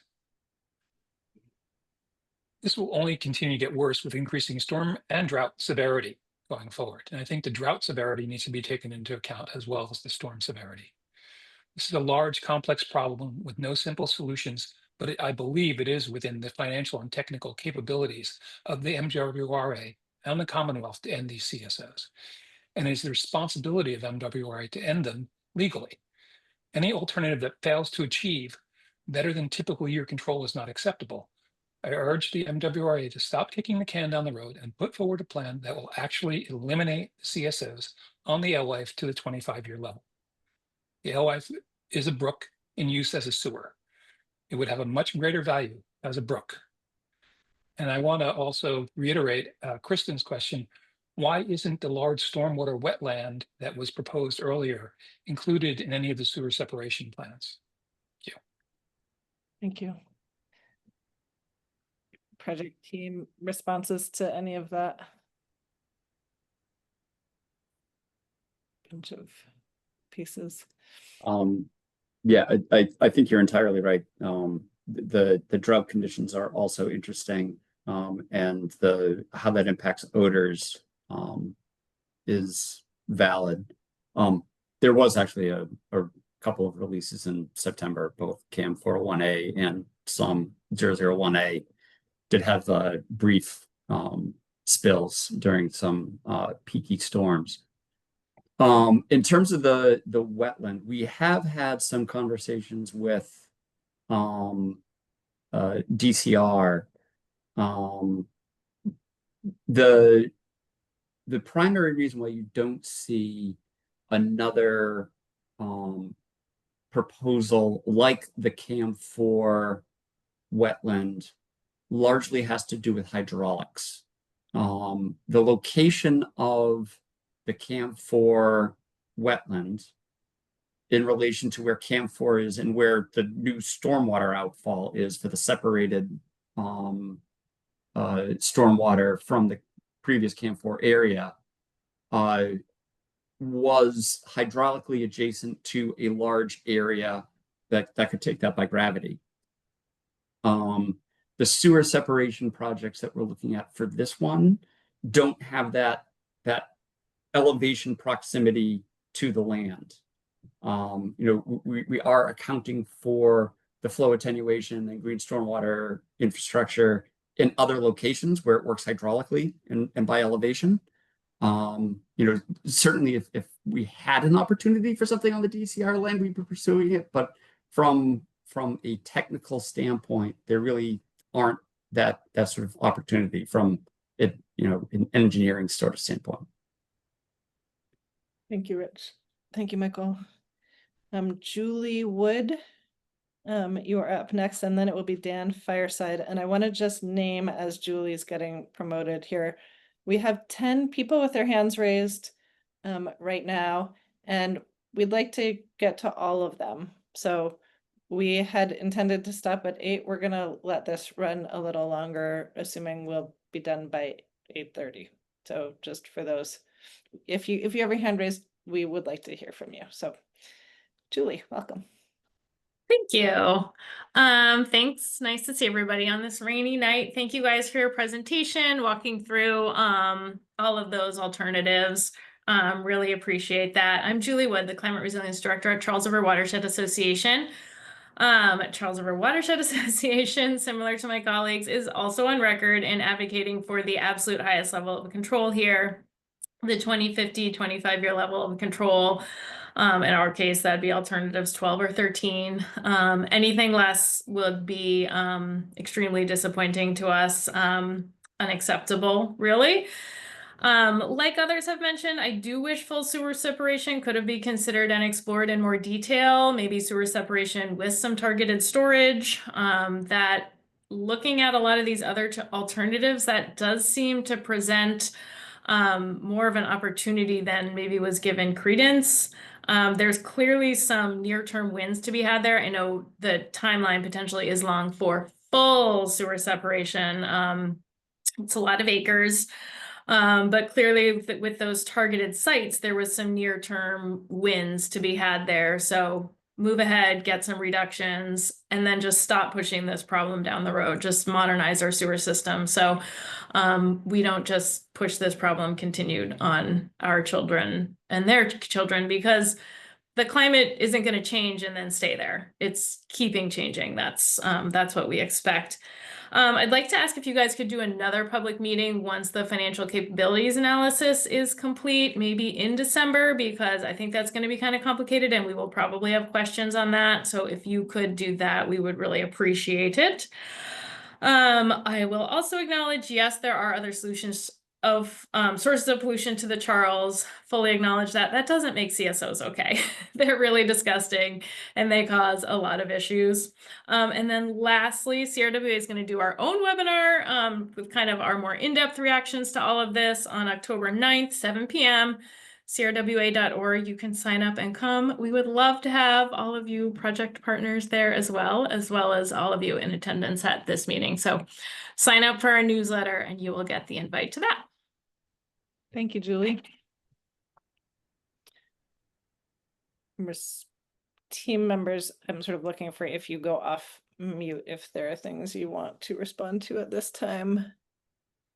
Anything. Good feedback. I don't think there are any questions there to respond to, though. Dan Fireside next, and then we'll go to Marina Goro Atlas. Wait, do we still have Dan? Is Dan somewhere in limbo between? Okay, great. There we go.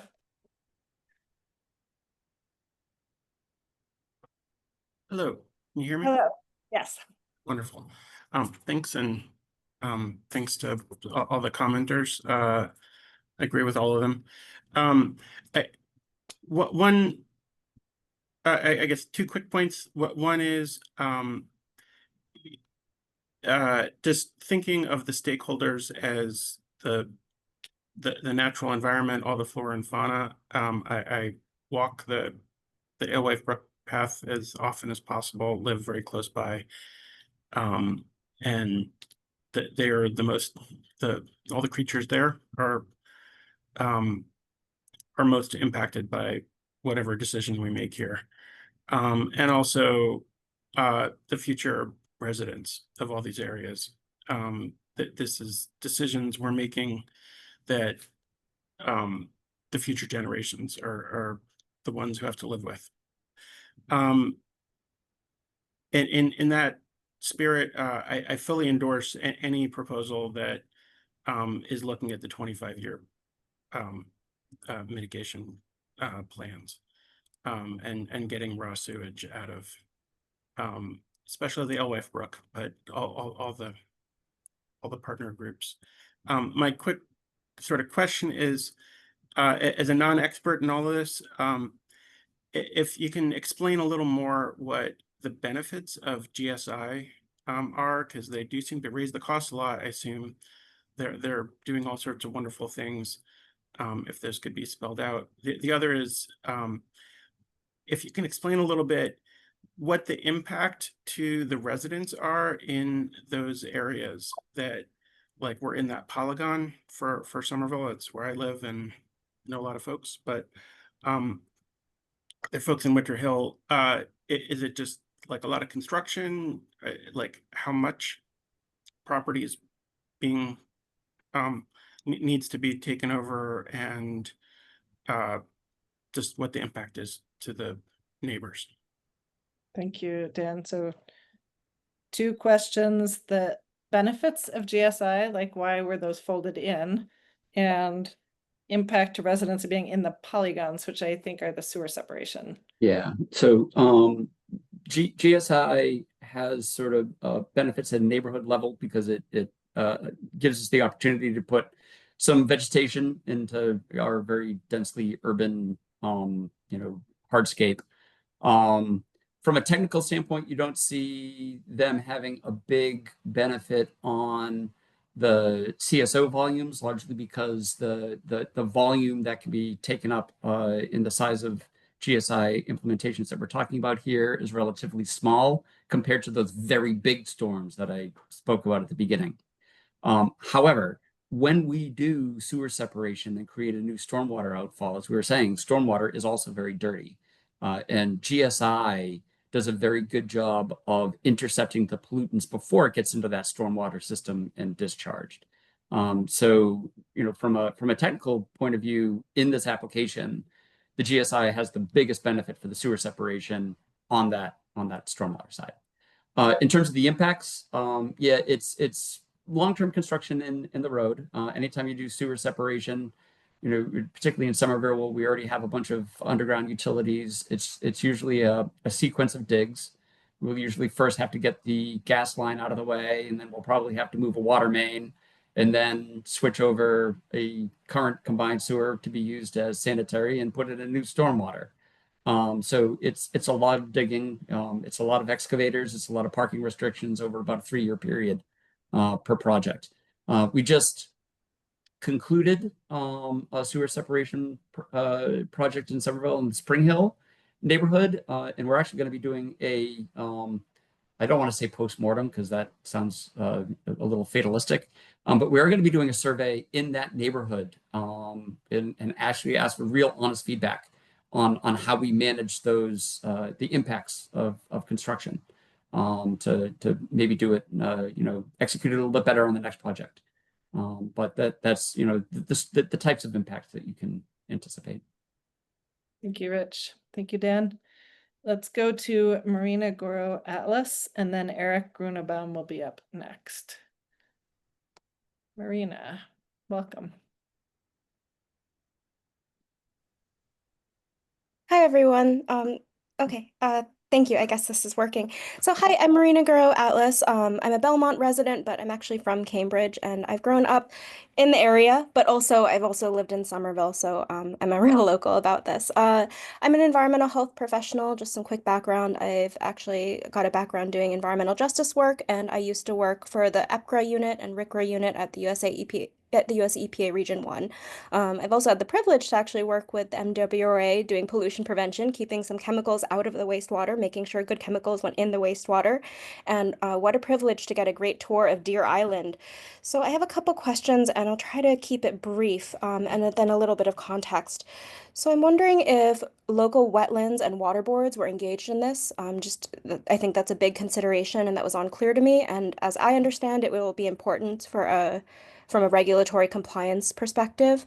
Another comment, I'm wondering about why longer tunnels are included in this, if it's purely a cost perspective or if that has anything to do with public and environmental health impacts or regulatory compliance. And I'm wondering about if cost cutting is looked at as doing nothing and if we can find some creative solutions for that. So that being said, I'll give you 2 quick stories. So the first is I'm actually from a family of marine biologists that have done a lot of these types of studies. I grew up tagging along for these types of things. And I'm thinking back to a water study I had the privilege of joining in the Philippines, where fecal coliform was a huge issue, as was the water table, and there was not enough sewerage like this. It was severely under the needed capacity.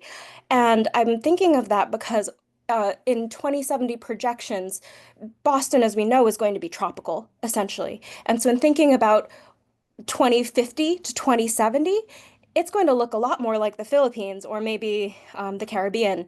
And so in thinking about these closed loop systems, I think these are really major considerations. And so sorry, I'll get through this very quickly. So the longer tunnels, what I saw in the Philippines is it is a time bomb. When the water table rises, that is a major consideration. So I hope we can engage with that. If I can share more information, if anybody from a planning perspective wants those technical details. And then just a really quick point about environmental justice. I'm wondering if the community can be engaged to bring the cost down. It would be irresponsible of me not to remember that US EPA used to have a lot of resources for that. I'm wondering if MWRA would be open to bringing some of those back, such as keeping waste out of garbage disposals and encouraging people and educating them not to use the wastewater as a garbage disposal. Last point, odor control. I'm wondering if people have talked about cardboard and soil building specifically. I've done some work for like basalt powder and soil carbon, and it's a great technique, specifically for rain gardens, which is in line with US EPA Region 1's educational materials. And just thank you so much to everyone for engaging on this. When I first did bacterial and fecal coliform testing in outflows as a teenager, I never thought that this would be such a wonderful big effort. And just thank you for everybody. Thank you to everybody engaging on this and actually being able to take on and being willing to take on these very big challenges. And I also thank Patty Nolan and Anderson. Thanks. Let's take you have two questions. See if anybody on the project team wants to answer them. Thank you so much. Local wetlands and water board involvement and why the long tunnels, I think were the questions in there. So maybe I can jump on here. The local water boards, I assume you're talking about like conservation commissions, people of that nature. So once these projects get more solid, and we actually start to develop real plans for these. At this point, this is all conceptual type stuff. So at that point, yes, we would be reaching out to local conservation commissions, seeking their input, seeking their approval where needed. And with regard, I'm not quite sure I understand, longer tunnels, the tunnels that are included in these conceptual plans are, put together or sized to capture a certain volume of water. So, the tunnels that are shown are extremely large in diameter, especially for some of these larger storm events. The 25-year design storm, 2050, 25-year design storm. If I remember correctly, it was 32-foot diameter over 1.4 miles. That length is really needed to 30-something foot diameter tunnel is maybe even beyond what's capable of being built in the Boston area. Is going to be an extremely challenging job to build something of that magnitude, that diameter. So it wouldn't be possible to build it shorter. Thank you, Brian. Have that volume. We're going to go to Eric Grunenbaum and then Gary Goldsmith. Eric, welcome.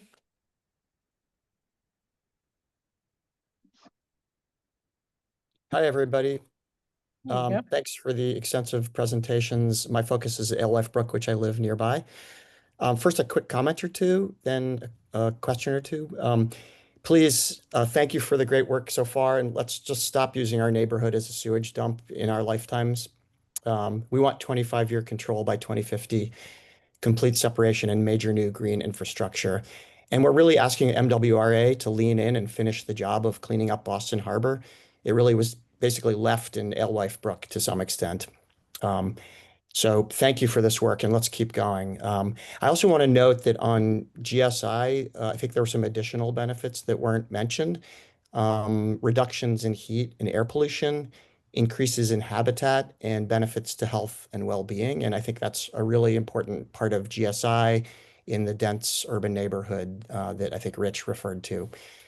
So my questions, so I saw that on the maps for Alewife Brook that Ringe Ave was used to increase conveyance to CAM 401A in, I think, 11 out of the 12 alternatives. And I'm wondering if what is being conveyed, is that combined sewerage and stormwater, or is it one or the other? So that's my first question.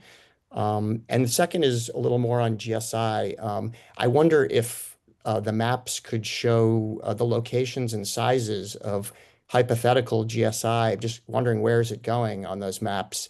And, you know, could we show that? Could we share that? Obviously not tonight. And what kinds of GSI are we talking about? Large or like little bump outs? Or are we talking about significant GSI?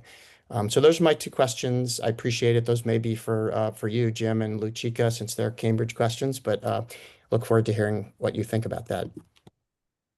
Thank you, Eric. Yep, sure. Thanks for the questions, Eric. Just in related to the conveyance upsize for the 401A project, that is increasing the size of the current combined sewer on Sherman Street and Ringe Avenue. We're looking at options on how that could be used initially for conveyance of combined sewage, but in the future, could that pipe be used for sewer separation? So those are the options that we're looking at, but we definitely have an opportunity with some space there on Ringe Ave to upsize that existing pipe that's there. And could you just repeat your question on the GSI for me? Well, I'm just wondering if the maps, you know, like 11 out of 12 of them refer to GSI, but there's nowhere where I see like a little patch of green mentioning, you know, what that is or where it could be. And you know, Jim and others, that I've advocated for the 10 acres of the MBTA garage, which is state land, as being one of the potential sites. So it's sort of like, where is that GSI and how big is it? And, you know, anyway, that's the question. Yeah, so I think we showed in a couple of the alternatives, you know, up to 36 acres of GSI in the Alewife watershed. Looking for any opportunities on where we can site that. It's likely not going to be in big chunks. It's probably going to be in smaller locations. Could be on individual streets, as you and I have talked about in the past. We have done these in other areas in Cambridge, but looking for any opportunities to put that in. Yeah, I'll just add one last comment, which is actually Kristen thought of this. I think it was Kristen. The garage, there's another unbuilt site. Well, it had some buildings on it, but the old Aku Summer Shack site. Maybe that site could be used to build the new garage, and then that would allow the current garage to be operating while they're building the new garage. This is a big idea. I know it's late in the process, but it's an interesting idea, and that might also leave some space in that 10 acres for more GSI. Anyway, we can stop there and follow up another time, but thank you. Luchika, Eric. Just quickly, a lot of the green stormwater infrastructure we tend to be able to implement in communities such as Cambridge, Somerville, and these urban communities are actually underground and not truly green. They don't have vegetation, right? But they do the work that we needed to do, like, which is treating stormwater. So just wanted to put that out there, right? We call it green stormwater infrastructure, but a lot of it is subsurface, under the ground infiltration systems for the water. Yeah, I don't call that green because it's not green, unfortunately. Thank you, Eric. We're gonna go to Gary Goldsmith next, and then Ann McDonald.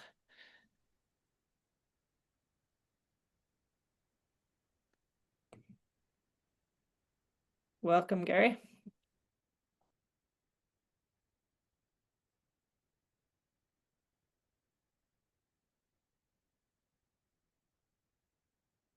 Gary, you'll need to unmute and turn on your camera. On and unmuted. There we go. Oh, okay. So a couple of things quickly. Thank you very much for doing this. And obviously, this is a big project, and an enormous amount of work has already gone into it and will continue to go into it. I live in Arlington. I'm a Precinct 11 town meeting member. I've lived here for 40 years.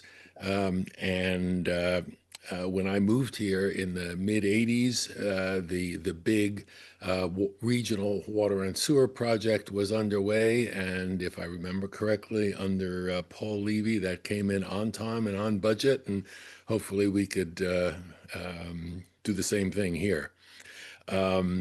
I did want to, I think it's important to look at all of the alternatives as you are doing. Some of them seem aspirational, but I think we need to aim high. We need to be pragmatic, but we need to aim for as perfect as possible. We don't want perfect to be the enemy of good, but we should aim for as perfect as we possibly can get.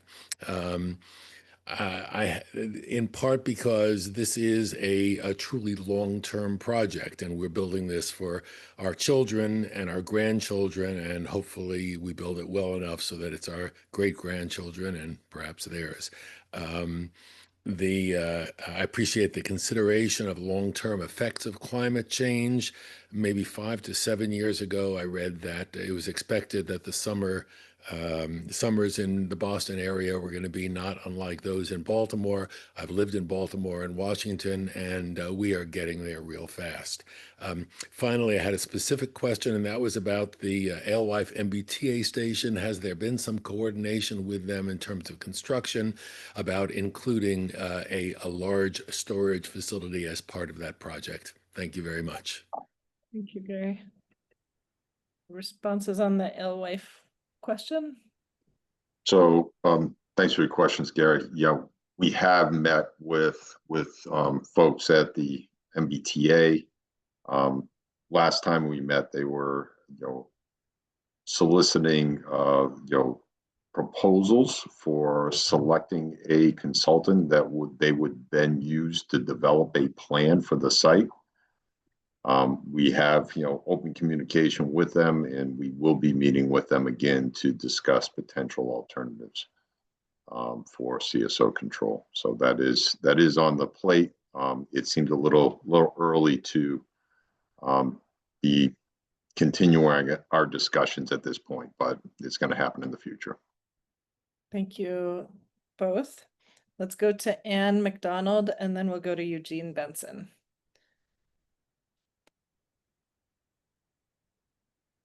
Ann, welcome.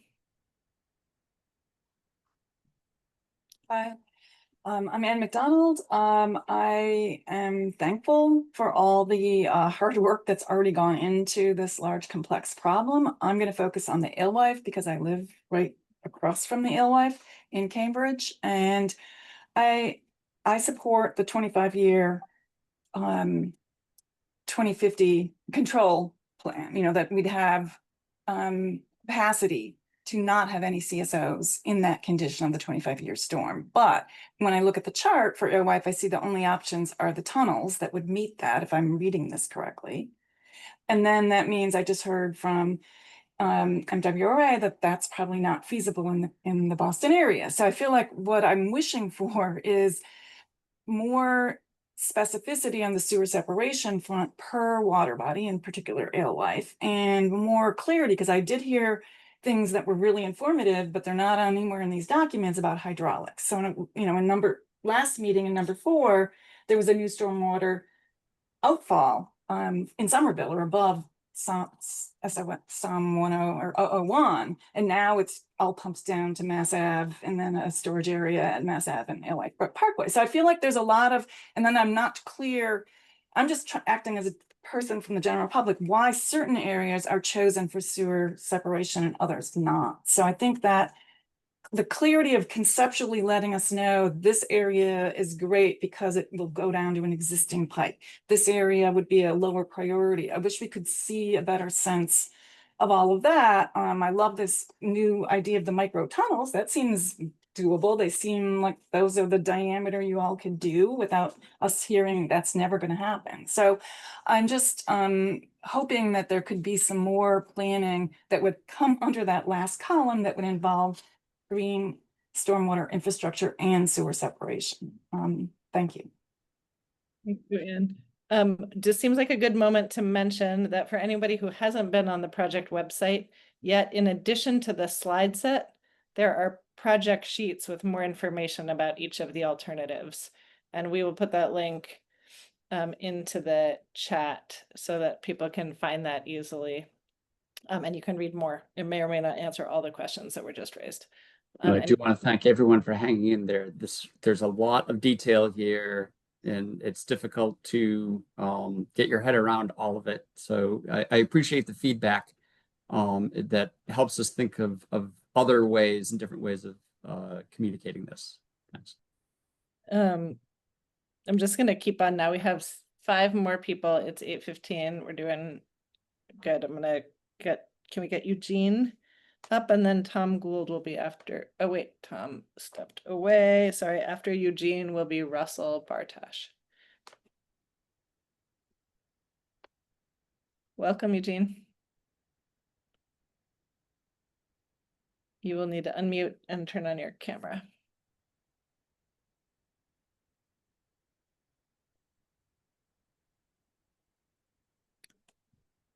Eugene, can you find the unmute and camera buttons lower left? And I just prompted you to unmute, Eugene, so you should get a little pop-up. Yeah. Can you? Oh, you had it for a second. Try one more second, then we can get Russell up if that's not working, and give Eugene a sec to figure that out. That's good. Let's invite Russell over, and then Eugene, feel free to turn on your camera when you sort of have figured that out. So we'll know and we'll go to you. Russell Bartosh up next.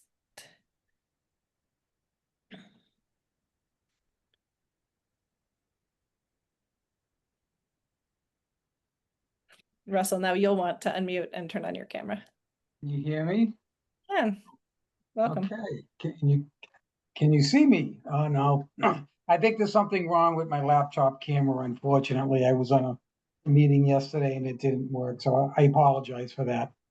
No problem. Welcome. Okay, so I'd like to thank the presenters for their presentation tonight. I'd like to thank all the commenters who know a lot more about this than I do. And I just really have one comment. I was at the State House today testifying on a healthy school bill, and after we're done with our presentation, I get a comment about financing. And I know there's a way to do this in a financial manner, and I just look at the individual and I'm like, what about the people? What about the children that getting affected by the quality of the air and the materials in the building? And that's what this is about. And I'd like all these presenters here to kind of think of as it is they lived here and they were being affected by it. Make your decision that way, because I'm looking at 47 presentations or whatever the number was. It's crazy. I mean, you got to come up with the best possible solution you can. And I don't think 47 ideas are I think you got to narrow it down. So there's been a lot of good work done. I appreciate everything you've done, and let's make sure we get a great project and help the people and the residents that are being affected through no fault of their own. Thank you. Thank you, Russell. Eugene, you want to try again?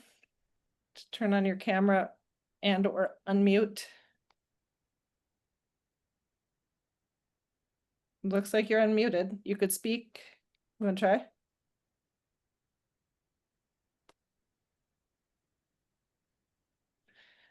Let's bring Susan Stamps in. Eugene, if you want to test anytime, we want to hear what you have to say also. But let's bring Susan Stamps and then we'll go to Gwen Spieth.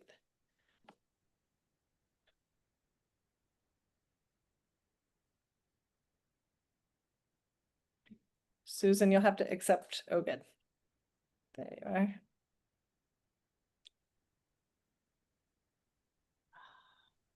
are. There we go. Great. Oh, hi. Hi, everybody. I'm Susan Stamps. I'm from Arlington. I moved to Arlington 15 years ago from out in the Concord, Carlisle area. For its wonderful combination of urban, being sort of urban and also tons of green space. And I've been on the tree committee the whole 15 years I've been here. I'm a jogger and a walker, and the Alewife Greenway is on my path. And I started attending these meetings as soon as they started being held. So after 10 or 15 years, and number one, I'm amazed that you finally come up with some actual plans. Honestly, I was like, it's never going to happen. They're not serious. Forget about it.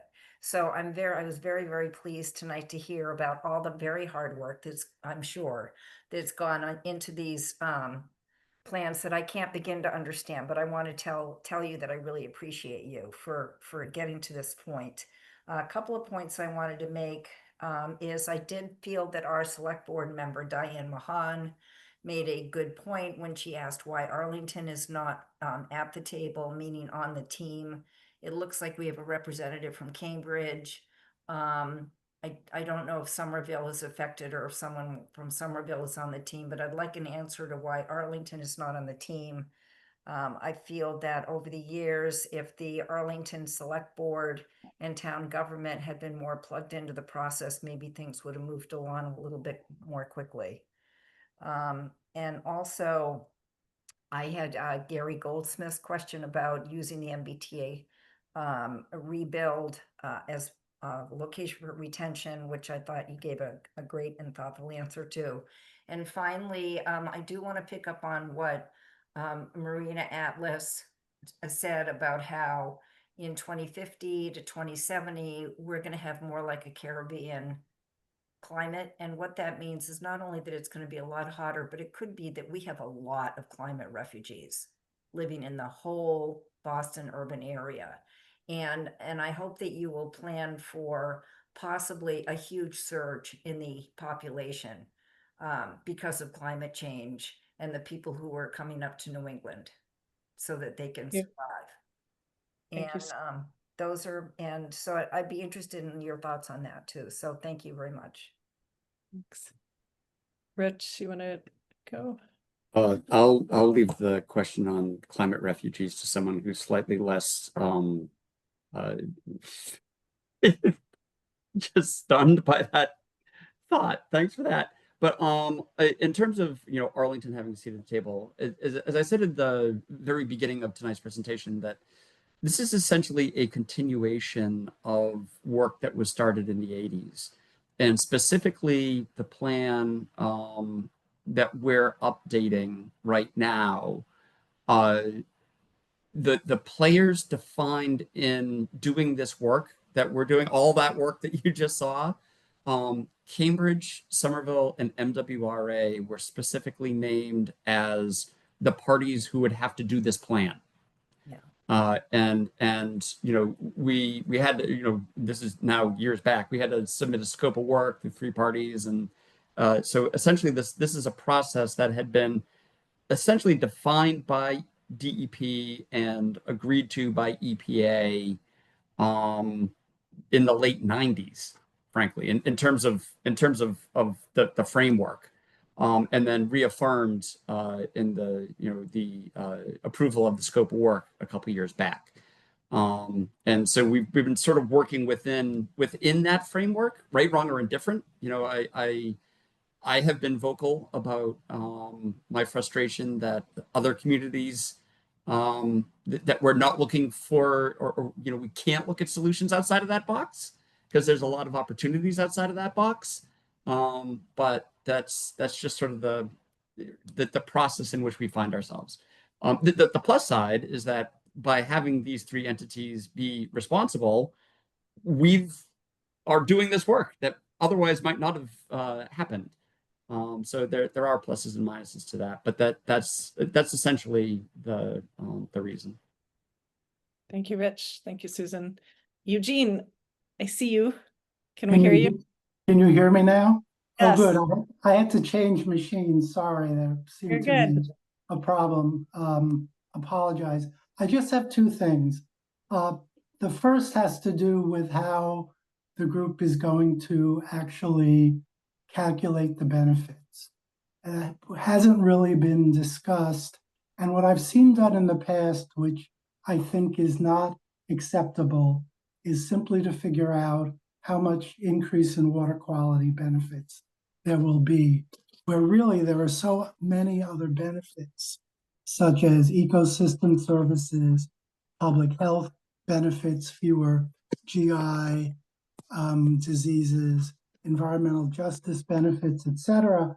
And I think, at least for me, I think it would benefit if the project team could have a meeting with some of us to go over how the benefits might be calculated. I think both Patty Noland and Andy Hisrana from Mystic River and some other folks mentioned that too.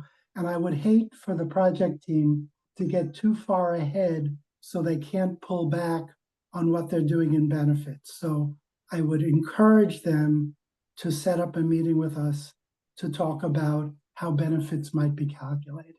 The second is one of the slides that was shown that showed what the potential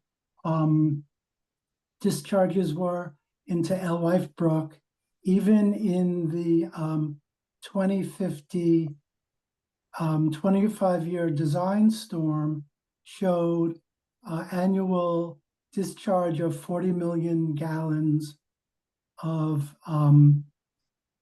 combined sewage.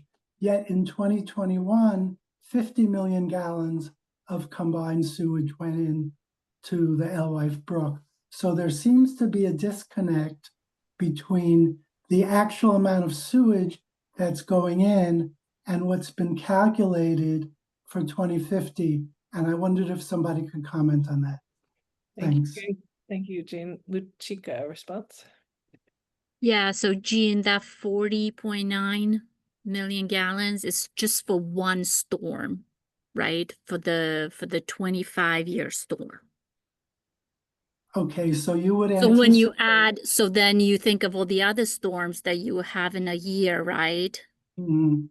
Those would be captured as well, right? So you're comparing a one storm discharge from that table, which is just one storm, a large storm in the 2050 typical year, with a whole year of discharges that happened in the past. So if no, that's really helpful. Thank you, Luchika. No problem. If you achieve the 25-year storm level, you would be doing a lot more than stopping 40.9 million gallons. You'd probably be stopping, can you guess, 80 million, 90 million? What do you think? Well, it would be at least the sum of, right, the 2050 typical year plus the 5-year storm. I don't know, can somebody put up that slide quickly? I don't It's have just, the slide. yeah, We're talking about a lot more than 40 million gallons. We're talking about right, correct, like many more million gallons in a 25-year right, storm. but we're designing up to that, right? So that's why the tunnel is that big and that's large to capture as much as that, and then smaller storms. Okay, so the it's duration of the actually, year. okay, Yes. that's really helpful to know. Thank you. Thank you. You're welcome. Thanks, Eugene. I'm glad we got you in the mix. We have we're almost at 8:30. We have two more people. We're going to take them both and then we will wrap up. Gwen Spieth, you are up. Welcome.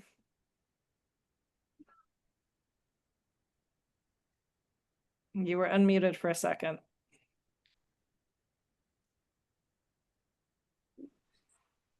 Hi, are you, I was logging in and I assumed you were calling on me. Hi. Trying for the video again. There we go. Hello. One quick question, is Cambridge factoring in all of the new sewage new wastewater that's coming online from IQHQ, the development in the Triangle and in the Quad? I ask as somebody who lives near the Alewife and who really I'm distressed because I am questioning whether I've been endangering my health because I've been walking near the Alewife Brook since the pandemic.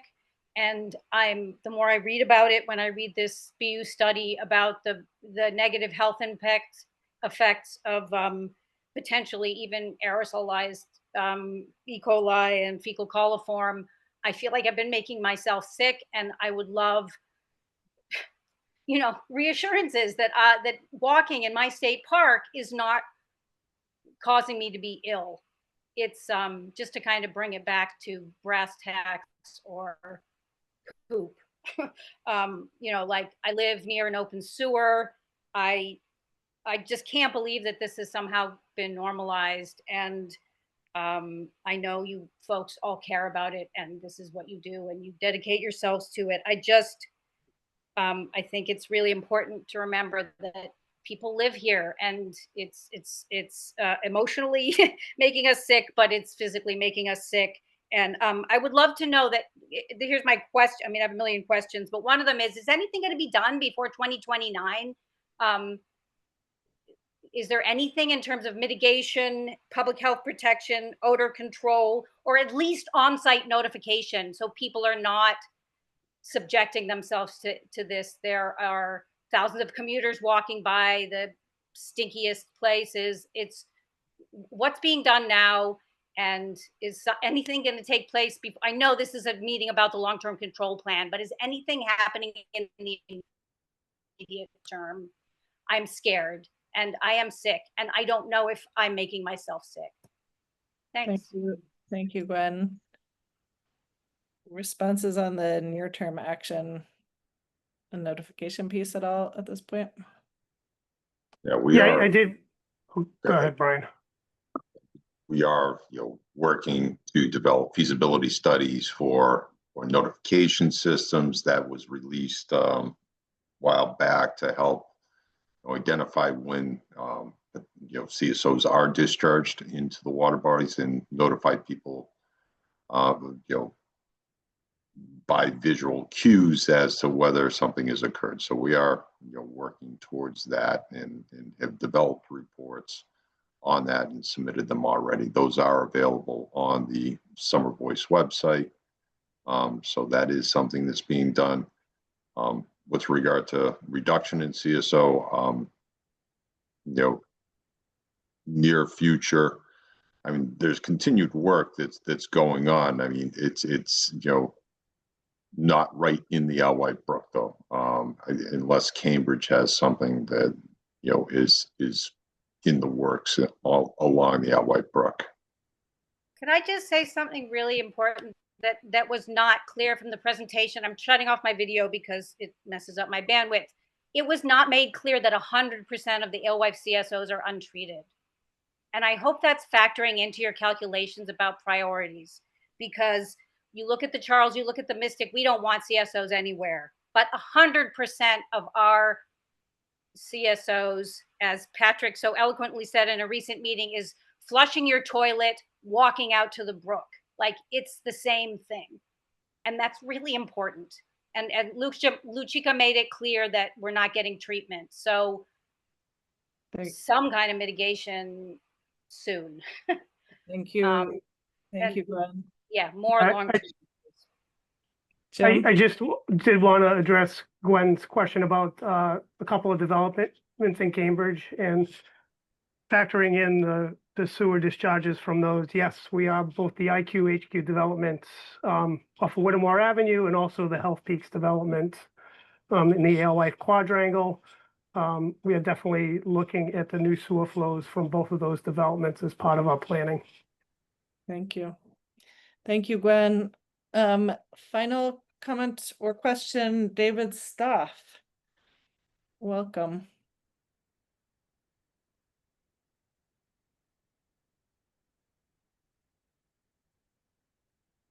Can you hear me? We can. Oh, very good, because I'm going to ask you a short question that will have pretty much a yes or no answer. For the last year and a half or so, MWRA, Cambridge, and Somerville have been meeting jointly with DEP and US EPA. And you've been recording those meetings through your through minutes, meeting minutes, and those minutes have been a vital source of information for those of us who are engaging you on a more detailed level. I can't get those minutes anymore, and I want to know why. Brian, Jeremy, Jim, Rich, and now Luchika, you all have never missed one of those meetings.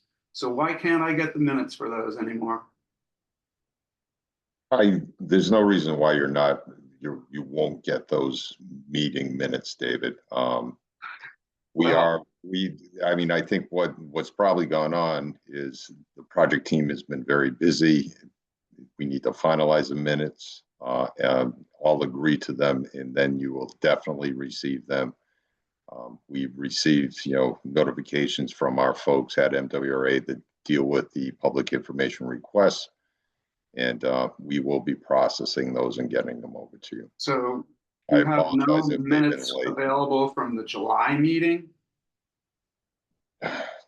Jeremy, do you have a response on that, where those stand? I thought we were close on those. The minutes have to go through the reviews between the parties and then to EPA and DEP, and then they will be released. So we are behind on them, David. We are working to finalize They them. were a great source of information, and I really wish that we were receiving them because it helps us be true partners rather than just flailing blindly. Okay, thanks. Thanks, David. Thanks, everyone. We are going to stop now. Everyone's who had a hand has spoken once. I see Marina's up. Okay, Marina, I'm going to give you, no, I'm going to stop it because then we're just going to start with other people putting up their hands again. So we are going to wrap. I want to put just this final reminder of points of contact for the website. You can also look in the chat. There's some details on that from over the course of the meeting and what you can find. Again, from tonight's meeting, there are the meeting slides, which includes all those slides on the alternatives, the 37 alternatives, and then the project sheets, which have more information about particular alternatives if you want to delve deeper. There will also be this recording, and we'll also put up the Mentimeter, right? The responses that you all typed in. So we'll get those up and people can look at those as you wish. Thank you so much. We still have 78 participants, 2 hours and 40 minutes in. You all are amazing. We will talk to you soon. Be well, everyone. Thank you for your interest and thoughts and questions and comments. Have a good night. Thank you. Thank you.